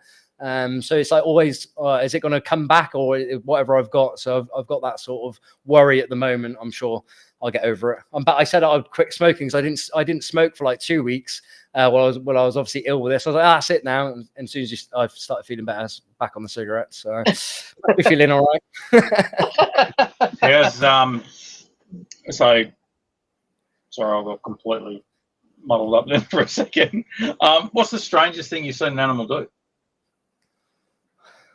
I think that wiggling stuff with the Hamaziensis was pretty cool. Yeah. I've had like pythons and stuff. It's pretty well documented now. Move their nest boxes around and do that sort of thing. I was trying to think. I can't think. I mean, yeah, that monitor doing that tail wiggle thing took me by surprise. It was the last thing I thought it was going to do was start really wiggling its tail at me. So I was like, that was pretty interesting. But no, I can't think of anything else amazing or groundbreaking. I think the best thing with like the herping and stuff, as you probably guys can attest to, is like when you find something and you know it should be there. Do you know when you find some like good habitat itself and you're like, there's got to be X, Y, and Z here, and it turns up? That's like one of the coolest things for me. So, and especially when you find your own spots, it's like, I've done that here. So that's pretty cool. Or lay down your own tin and stuff like that in local parks and whatnot. Not that we do that. Who do you admire most in your professional circle? Do you have any mentors? I've been pretty lucky throughout my herp career. I've got a female herpetologist, what I want to call her, Dawn Shopland. She's been really helpful for me. She's nurtured me from sort of 13 years old. She was the co-owner of that shop that I worked in. So she's been good. I'd still speak to her now. We have like long chats about reptiles and everything else. So she's really good as a mentor. Obviously, Peter Folsham, he's been really good lately. Bungie, he's taught me a load of stuff about the outdoor stuff. So I'm like willing to have any information. If it's about reptiles, I'll take it on board. Peter Blake, for example, for the venomous, teaching me how to do that. That was when I was quite young. I was probably only 13 or 14 when I first sort of started learning about venomous. Yep. So yeah, I mean, I've been lucky throughout my career to, you know, I'll listen to everyone, even if it's rubbish half the time, and I'll take it on board. So yeah. So other than obviously the All on the Tree monitor podcast, what are your three favourite podcasts that you'd like people to listen to? That NPR network has got some of the best one. I mean, the boys at NPR, they're like for anyone doing podcasts to be that consistent and that good for that long. I take my hats off to them. I mean, that's the ones I used to drive around when I was an electrician in the van, and they were some of the first ones. So some of the ones on there, the Fight Club one that Justin does, I think is pretty good. It's like a new take. It's something a bit different to your general interview ones. I mean, I listen to podcasts on Royal Pythons just because there'll be some sort of marketing or anything. So, I mean, if you want to be specific, NPR. I did used to listen to, and I don't know why it's dropped off a bit, Justin and the boys. What's that one called? Culture Network. Yeah, I used to have. That's still going.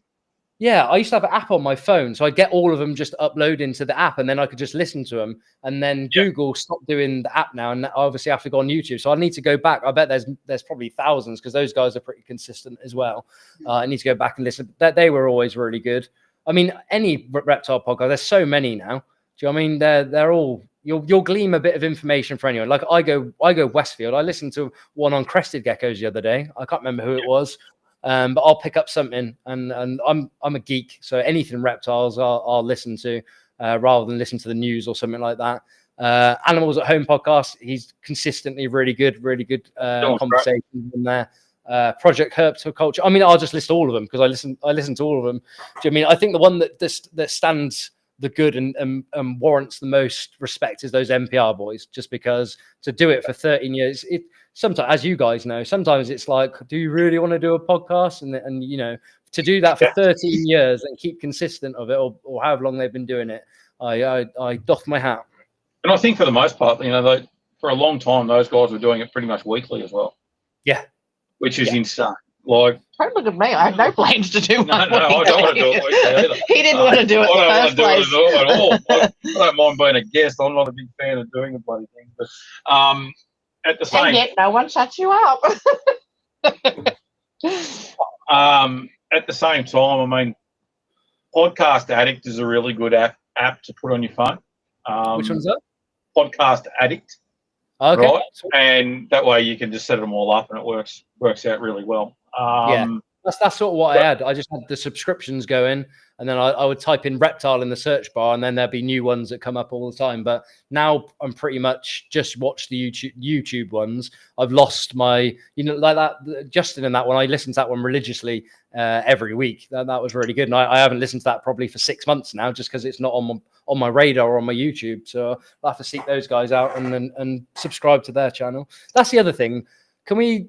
I don't know. Is it because it's called subscription, and people think if you subscribe to something you got to pay? But for anyone listening, it really helps all of us guys that do podcasts, and you won't miss a podcast, and it costs all. Like, it's completely free. So I don't know why people. Apple actually said they ADHD when I was learning about a podcast, full on hyperfocus. Apple actually, I don't want to say outlawed. What's the correct term? Paid one. No. Apple actually refused to put anything that was subscription because they thought people had to pay. They made everyone say follow. Yeah, that's it. Follow would be so much better. I don't know why YouTube doesn't do that, because I was thinking, I was racking my brains. I was like, subscription, everything you ever subscribe to, you got to pay for. That's basically what it is. So I think they're missing a trick there. So, but it's free, guys. all the likes, comments, and subscribe helps everyone that does it. I think it's really good that there's so many people doing podcasts now. There's content for everyone. And like I said, it's a job for us to do it, and to put yourself out there. It's not easy, especially us reptile people. Scott, you don't count because we're very outspoken.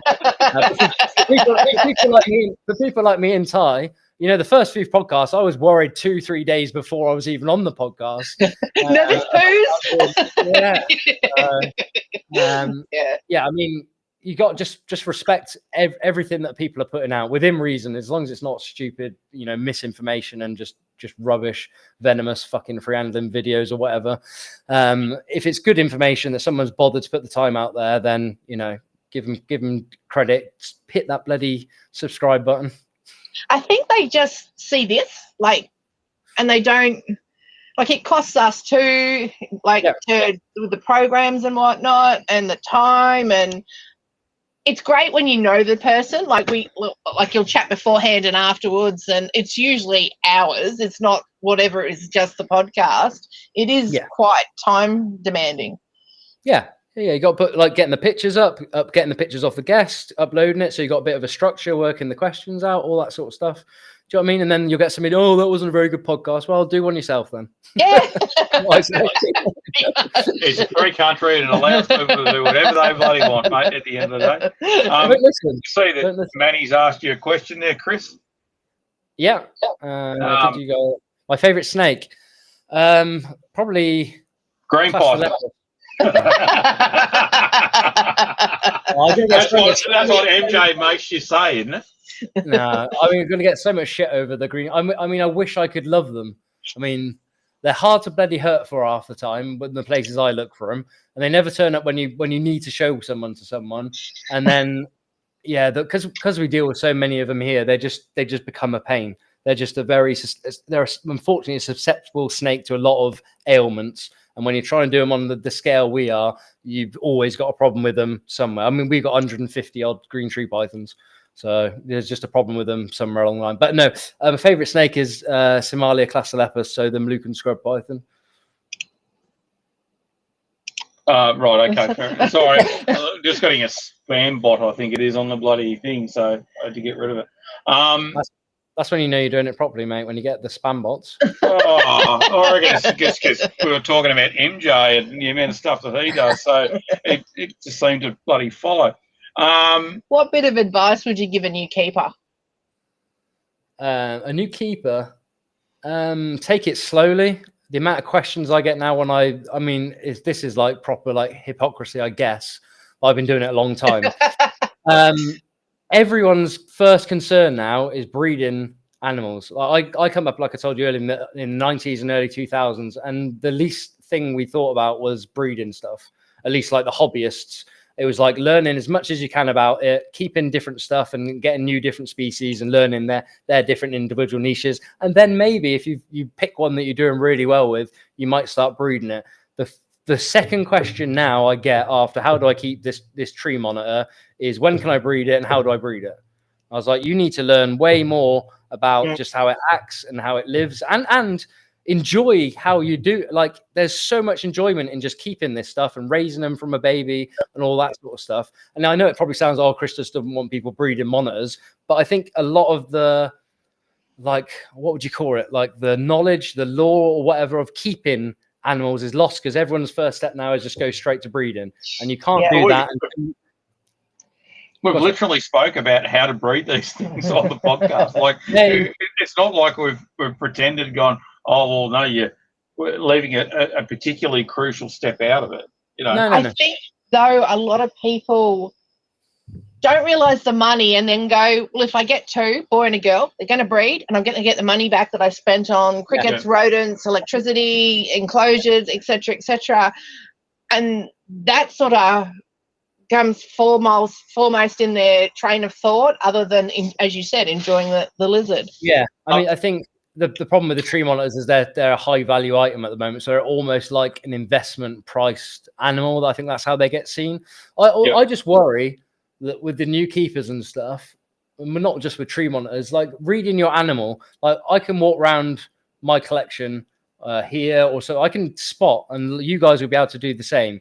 you'll spot that there's something wrong. It might be the most little insignificant thing of just the way that animal's sitting, that it's been in its water bowl now for 2 days, and that's probably mites.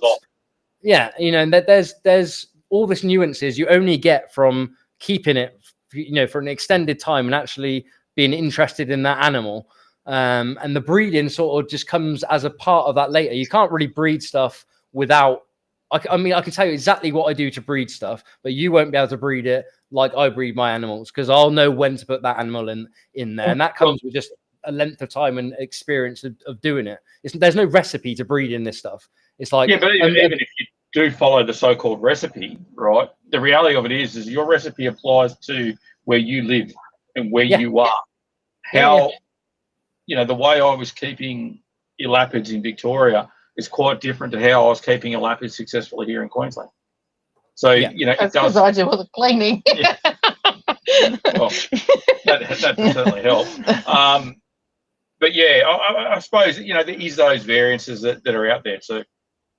I just think there's a big step of enjoyment being missed when you just go from buying an animal to breeding. There's all this bit, especially if you get a baby one, there's all this really enjoyable stuff. And what makes you a good keeper is learning, when your lizard's a bit off or your snake's a bit off, and changing things around, or coming up with ideas. That's like the fun of keeping it. The breeding side, is all spectacular and amazing, but there's like all this knowledge that's getting lost, I find, and nobody reads books anymore. So that's the other thing. So not even getting the knowledge from books, they just want it driven into their head. If people were happy, it seems, if I could just tell them exactly how I do it, and then they'll do it, and then they'll go ask someone else and they'll tell them exactly how they do it. And then you realize when you start speaking to multiple people, everyone does it different, and there isn't a set rule that everyone wants. Just like you were saying, Scott, I do stuff completely different to Brian in America, who's just as successful as me, breeding tree monitors. It's just the way it is. So. And I think no one looks at not no one, but new keepers, for the most part, don't look at the natural habitat. And that's like the most enjoyable bit. And that's another thing I wanted to bring up is, if you're really into this, there's nothing better than going out. I mean, especially like the Australian stuff on your doorstep. And obviously we've probably got a lot of Australian listeners. You've got some of the easiest and best herping for the species that you keep. I mean, you can go and find a Stimpson's python in Western Australia pretty easy and learn so much about what it's doing and all that sort of stuff. So if you're really into it, instead of buying, the next bloody albino spotted python or whatever the hype is at the moment, and that's probably dating myself a bit. You're up on morphs, aren't you? yeah. Well, that was a big thing probably 20 years ago, but they're everywhere now. But yeah, instead of spending that money, just do a little terp trip somewhere, and you'll gain so much more respect for the animal and knowledge from the animal doing that than you will buying the next new morph or the next new species. So that's my big thing. Tim McMaster's got a question that we've just thrown up there. What's the most common mistake people make when keeping tree monitors? That they're not made out of porcelain? Yeah, probably not buying captive bred. Again, they should all be captive bred anyway, but we know they're not. They're different lizard if they're captive bred to the imports you see probably usually in the States and stuff like that. They're completely different. I'm trying to think of anything. I mean, they're really bulletproof if they're captive bred. They're a fucking nightmare if they're wild caught, and that's why they weren't established for so long, because they are a nightmare. Dehydrated, they're rubbish. If you get a captive bred one, they're probably as easy as an Aki, as long as you got your parameters right. They're not a difficult species for sure. So do you think that's what the issue with bogut eye is? Is that the issue with bogut eye? Is that why there's none of them around? Because there's no captive bred ones. So they're from Papua New Guinea. So I just don't think you're allowed to export them. Yeah, I don't know. They're from Ferguson and stuff. There might be some floating around. I was speaking to Nick and Ryan, and they said it's not as strict as Australia. There's been some exports of some Papuan stuff, so they do allow some exports. Again, not to go back into you guys allow some exports of some of your animals, your fishes and stuff. I just don't think anyone's bothered to do it. Maybe. So yeah. I'm trying to think of anything else. They're just so easy when they're captive bred. I'll probably just overfeed him with rodents, quail, because they do love it. They will get fat, and they're definitely not eating loads of rodents and stuff in the wild. You can use it to your advantage with cycle feeding when you're breeding them. But if I was raising up stuff that's not being bred, it would just be 100% insects with, occasional pinky mouse or something like that, maybe every few months. Are there any exciting projects you have coming up that you can tell our listeners about? Sorry. Watch my podcast and you'll find out. No. There's loads I can't speak about that are really exciting. But like I said, I'm in this weird situation now of other farms just going and smashing these populations of stuff that worries me. And some of these species I'm working from are from tiny little islands. So I'm captive breeding. I've just got a clutch of 2 off the one I'm really excited about, which 2's better than none. But when I get like a good number of them and I can release them to the market, and then people won't want. See, that's the other thing we've got going on. People won't want the wild caught ones if there is captive bred ones. So I'm always challenging that round. I've posted a few things. There's that black indicus that's really interesting. That's like a locality of indicus. So we've been raising some of those up, and then they're just at breeding age now. I don't know, really.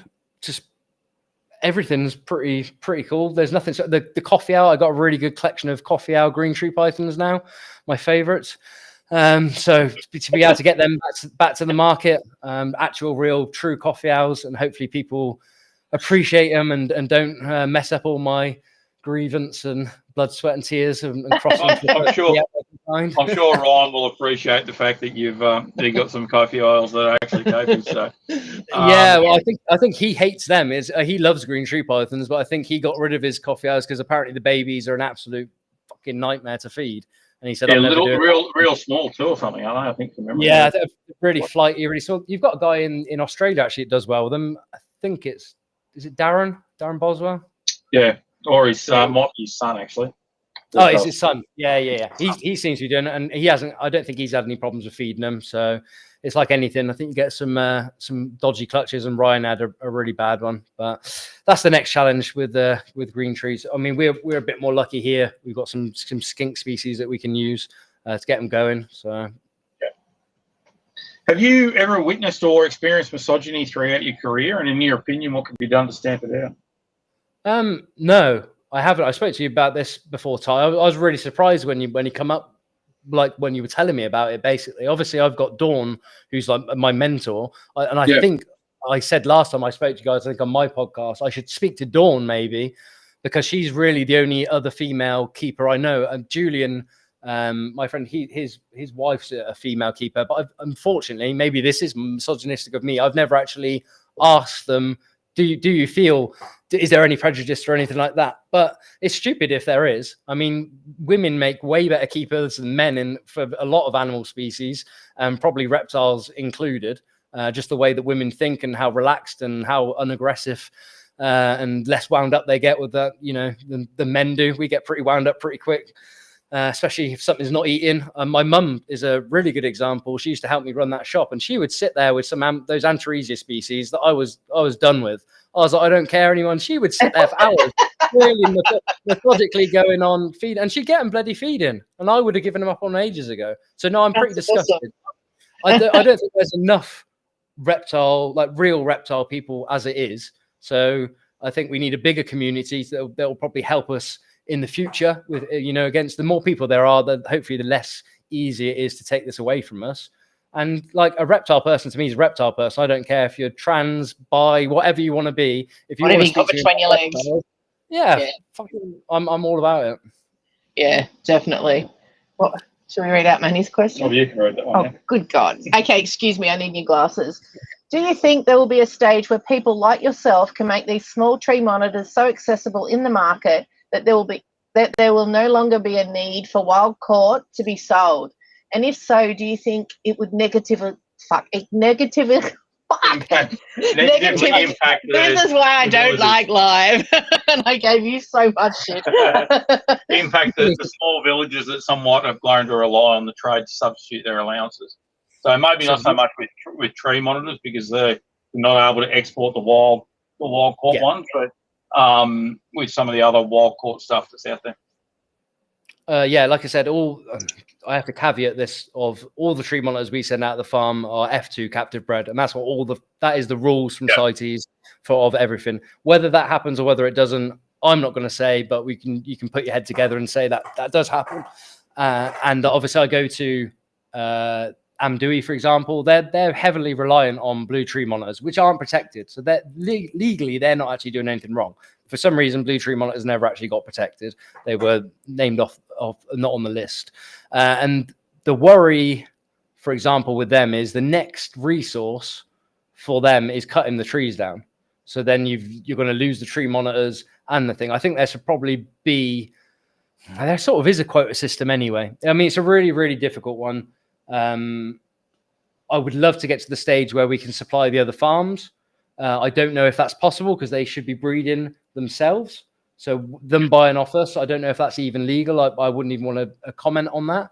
I would like to be able to have enough available on the market that the other farms would just give up. Maybe it would be the perfect thing. If we get to the stage where I'm able to produce enough tree monitors, and then you've got other people, Brian and Brandon and other people producing them in, Europe and Canada and the States, and people just don't bother looking at the, whatever you want to call, so say maybe wild caught ones or the rougher looking F2 ones or whatever there is.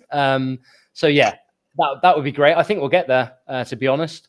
The thing with Indonesia, we've got a quota system even for captive bred. So I'm limited. Even if I produced 200 of them, I've got a quota on some of the species of 50.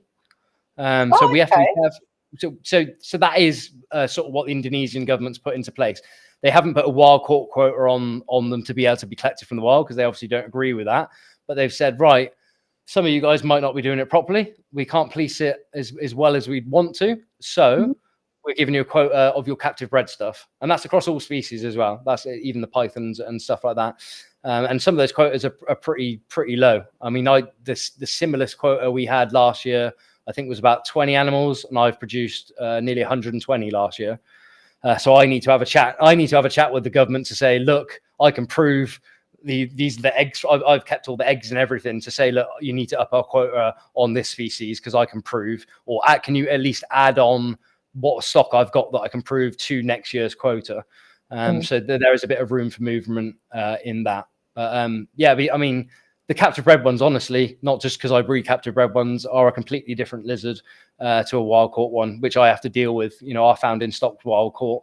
So, if I could just even get to the stage here where absolutely everything is captive bred, it'll be perfect for me. And that's sort of what we're doing. We're holding back a lot of the tree monitors that I've bred now and raising those ones up. They've been doing that previous, but hopefully one day we'll have all the stock will be F2, F3, F4. While you're maintaining the lines, are you trying to do a bit of line breeding in those animals for higher levels of blue or higher levels of yellow or green or anything like that? Yeah. I mean, I'm in a unique position. We've got 250 tree monitors here. So I've got the pick of every single color, pattern, any sort of expression you can see. And we can keep them genetically diverse. Like I've got probably the best looking Risingri in the world. I've got some that are lemon yellow, but I haven't just got one of them. I've got 20 of them. So, rub it in. I know.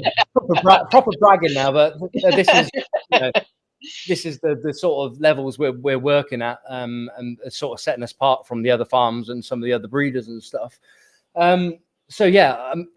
It's you can line breed so far, but you have to go back because you're going to get problems. But we're in quite a unique situation to be able to do that. But yeah, I'm trying to get those yellow ones to be as yellow as the adults, because often the adults can be yellow and then you produce the babies and they're not as yellow. So I've sort of started what I call a lemon line.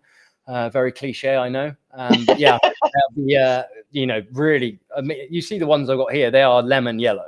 They're just crazy. They're just luminous yellow. You couldn't get any yellow if you wanted to, but reproducing that is not as easy as you think. Just because you've got two yellow ones doesn't mean you're going to have yellow babies. You need to keep, repeating those genes into it. That I need to work out that, especially for the book I'm writing, I need to work out that greenback morph of the Macraei, just to see what's going on with that, if it's polymorphic or if it's true xanthic or what's going on.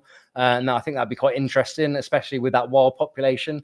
I mean, if it is that and it is a favorable trait, will we see them go completely green again rather than blue? And then, yeah, I mean, there's so much work. We're right at the infancy with the tree monitors of there's been no line breeding done at all. People have just been happy, and myself included, to get two together and produce some more. But like I said, I'm in a unique situation now where I can, do a few more of these projects and get this line breeding done while still keeping, just some normal stuff. So we do a little segment called 60 Seconds Under the Basking Spot. I'm worried about this. Publicly, I can't display my sense of humor. You'll be fine. Are you an early bird or a night owl? Well, I'm doing rubbish at this at the moment. I can be both. I can stay up all night long, and I can get up early if I need to. I don't really like getting up early. I don't know. Overall, I have to beat the heat here. I'm this is not quick 60-second one, is it? I'm an early riser now because I got to beat the heat of Indonesia. Would you rather have more time or more money? Time for sure. I don't know. That's not even a question, is it? Do you sleep with the fan on or off? Off. I've got windows at the moment, but I do have aircon. But I don't like. Did you learn about the Mozzies? Yeah, I know. I don't know, that aircon, as you guys know, we don't have aircon in the UK. We don't fucking need it. Yeah.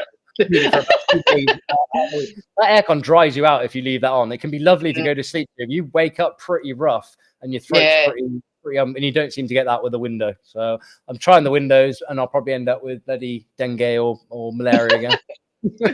Tidy or messy? I like to think myself is tight. I've got like a touch of OCD if I start doing it. Do you know what I mean? I can live with mess, but if I start tidying up, everything's got to be perfect. So I'm not very good at these questions, guys. They're not very concise. I'm going to say tidy because I like it to be tidy. Are you a planner or do you prefer spontaneity? I plan a lot. Yeah. Right answer. Are you an optimist or a realist? I'm a pessimist usually. That's all right. That works. That works. I'm bad. Yeah, I'm pretty bad, especially with breeding stuff and everything like that. It's the end of the world until it goes right. So yeah, I'd say I'm a realist, definitely. Yeah. Realist. See the movie or read the book? I'll read a book for sure. Yeah, I especially don't like going to the cinema. People invite me to the cinema all the time. That is like the worst thing I can think of doing. I like films, but not sitting in a cinema for sure. Coffee or tea? I was coffee, and now I'm on tea since being in the hospital because that's all I had. So I've got a taste for tea, and I'm British, so it should be tea. But I like both. But at the moment, tea. I go coffee, and I'm British. Well, the problem over here is the coffee is full of sugar. I've got one here, and it's like 3 cups of tea with sugar, and it's probably one of them. But this is like crack. This is really good. That's another podcast, that is. Do you prefer a backyard barbecue or dinner at a restaurant? Oh, barbecue for sure. Are you a risk taker or are you conservative? I'm a risk taker, I think, especially with what I've done in the recent years. Big risk coming over here. Android or Apple? Android. I don't know what you're playing around with Apple. I've convinced Nick Mutton that he needs to get rid of his Apple phone. Good work. Good work. And finally, does pineapple go on a pizza? I'm not fussed. I'm probably not. I wouldn't order it, but I have eaten it on a pizza and I haven't gone, oh, that's the worst thing ever. I watched the bloody Yanks put jam, as I'd call it, jelly, they'd call it, and peanut butter together, and I find that far more disgusting than. I mean, I'll eat pineapple on pizza. I refuse to eat or even try peanut butter and jelly. They were calling it. I do have an additional question to 60 seconds under the barking spot. Who's the better singer, Nick or Ryan? Do you know what?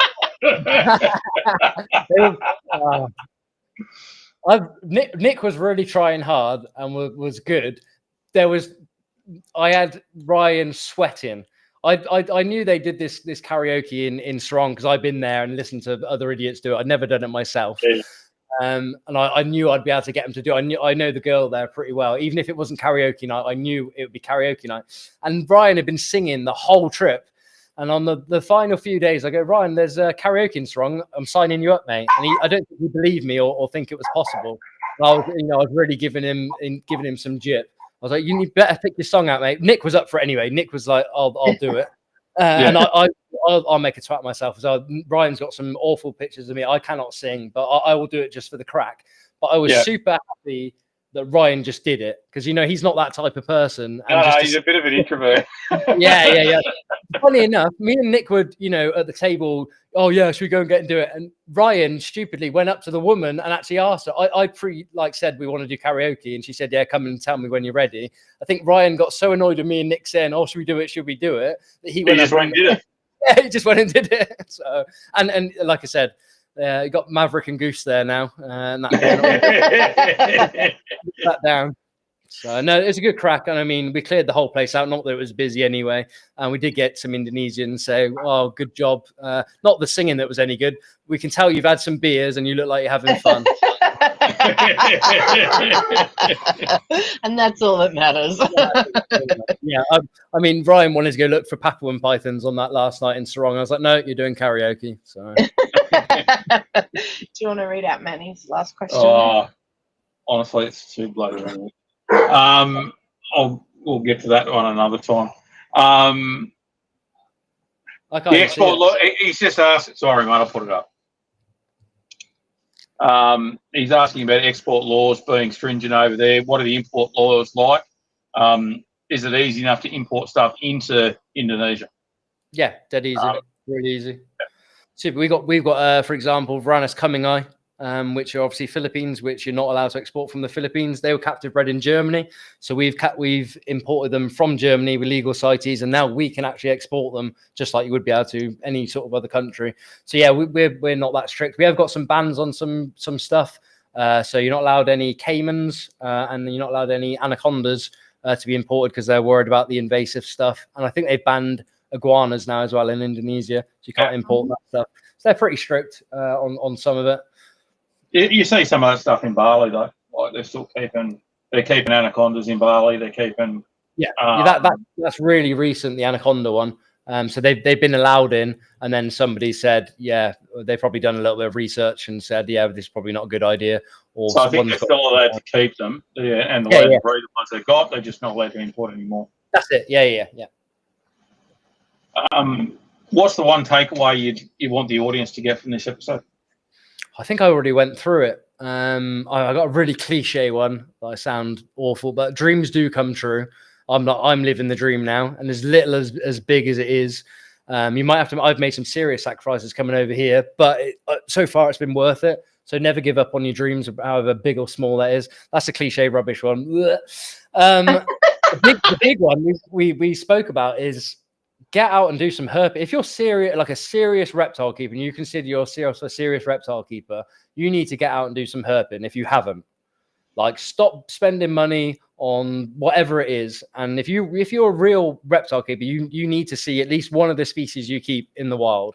And then I think you become like that's like the next level, if you want to call that. Like that's the people I like having conversations with. I'll speak to keepers all day long, and the ones that have gone out and seen them in the wild, that's the ones you can have the really, really in-depth good conversations with.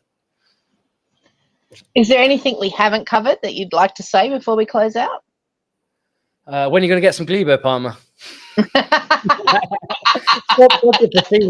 Can you keep Glebo Palmer in your state?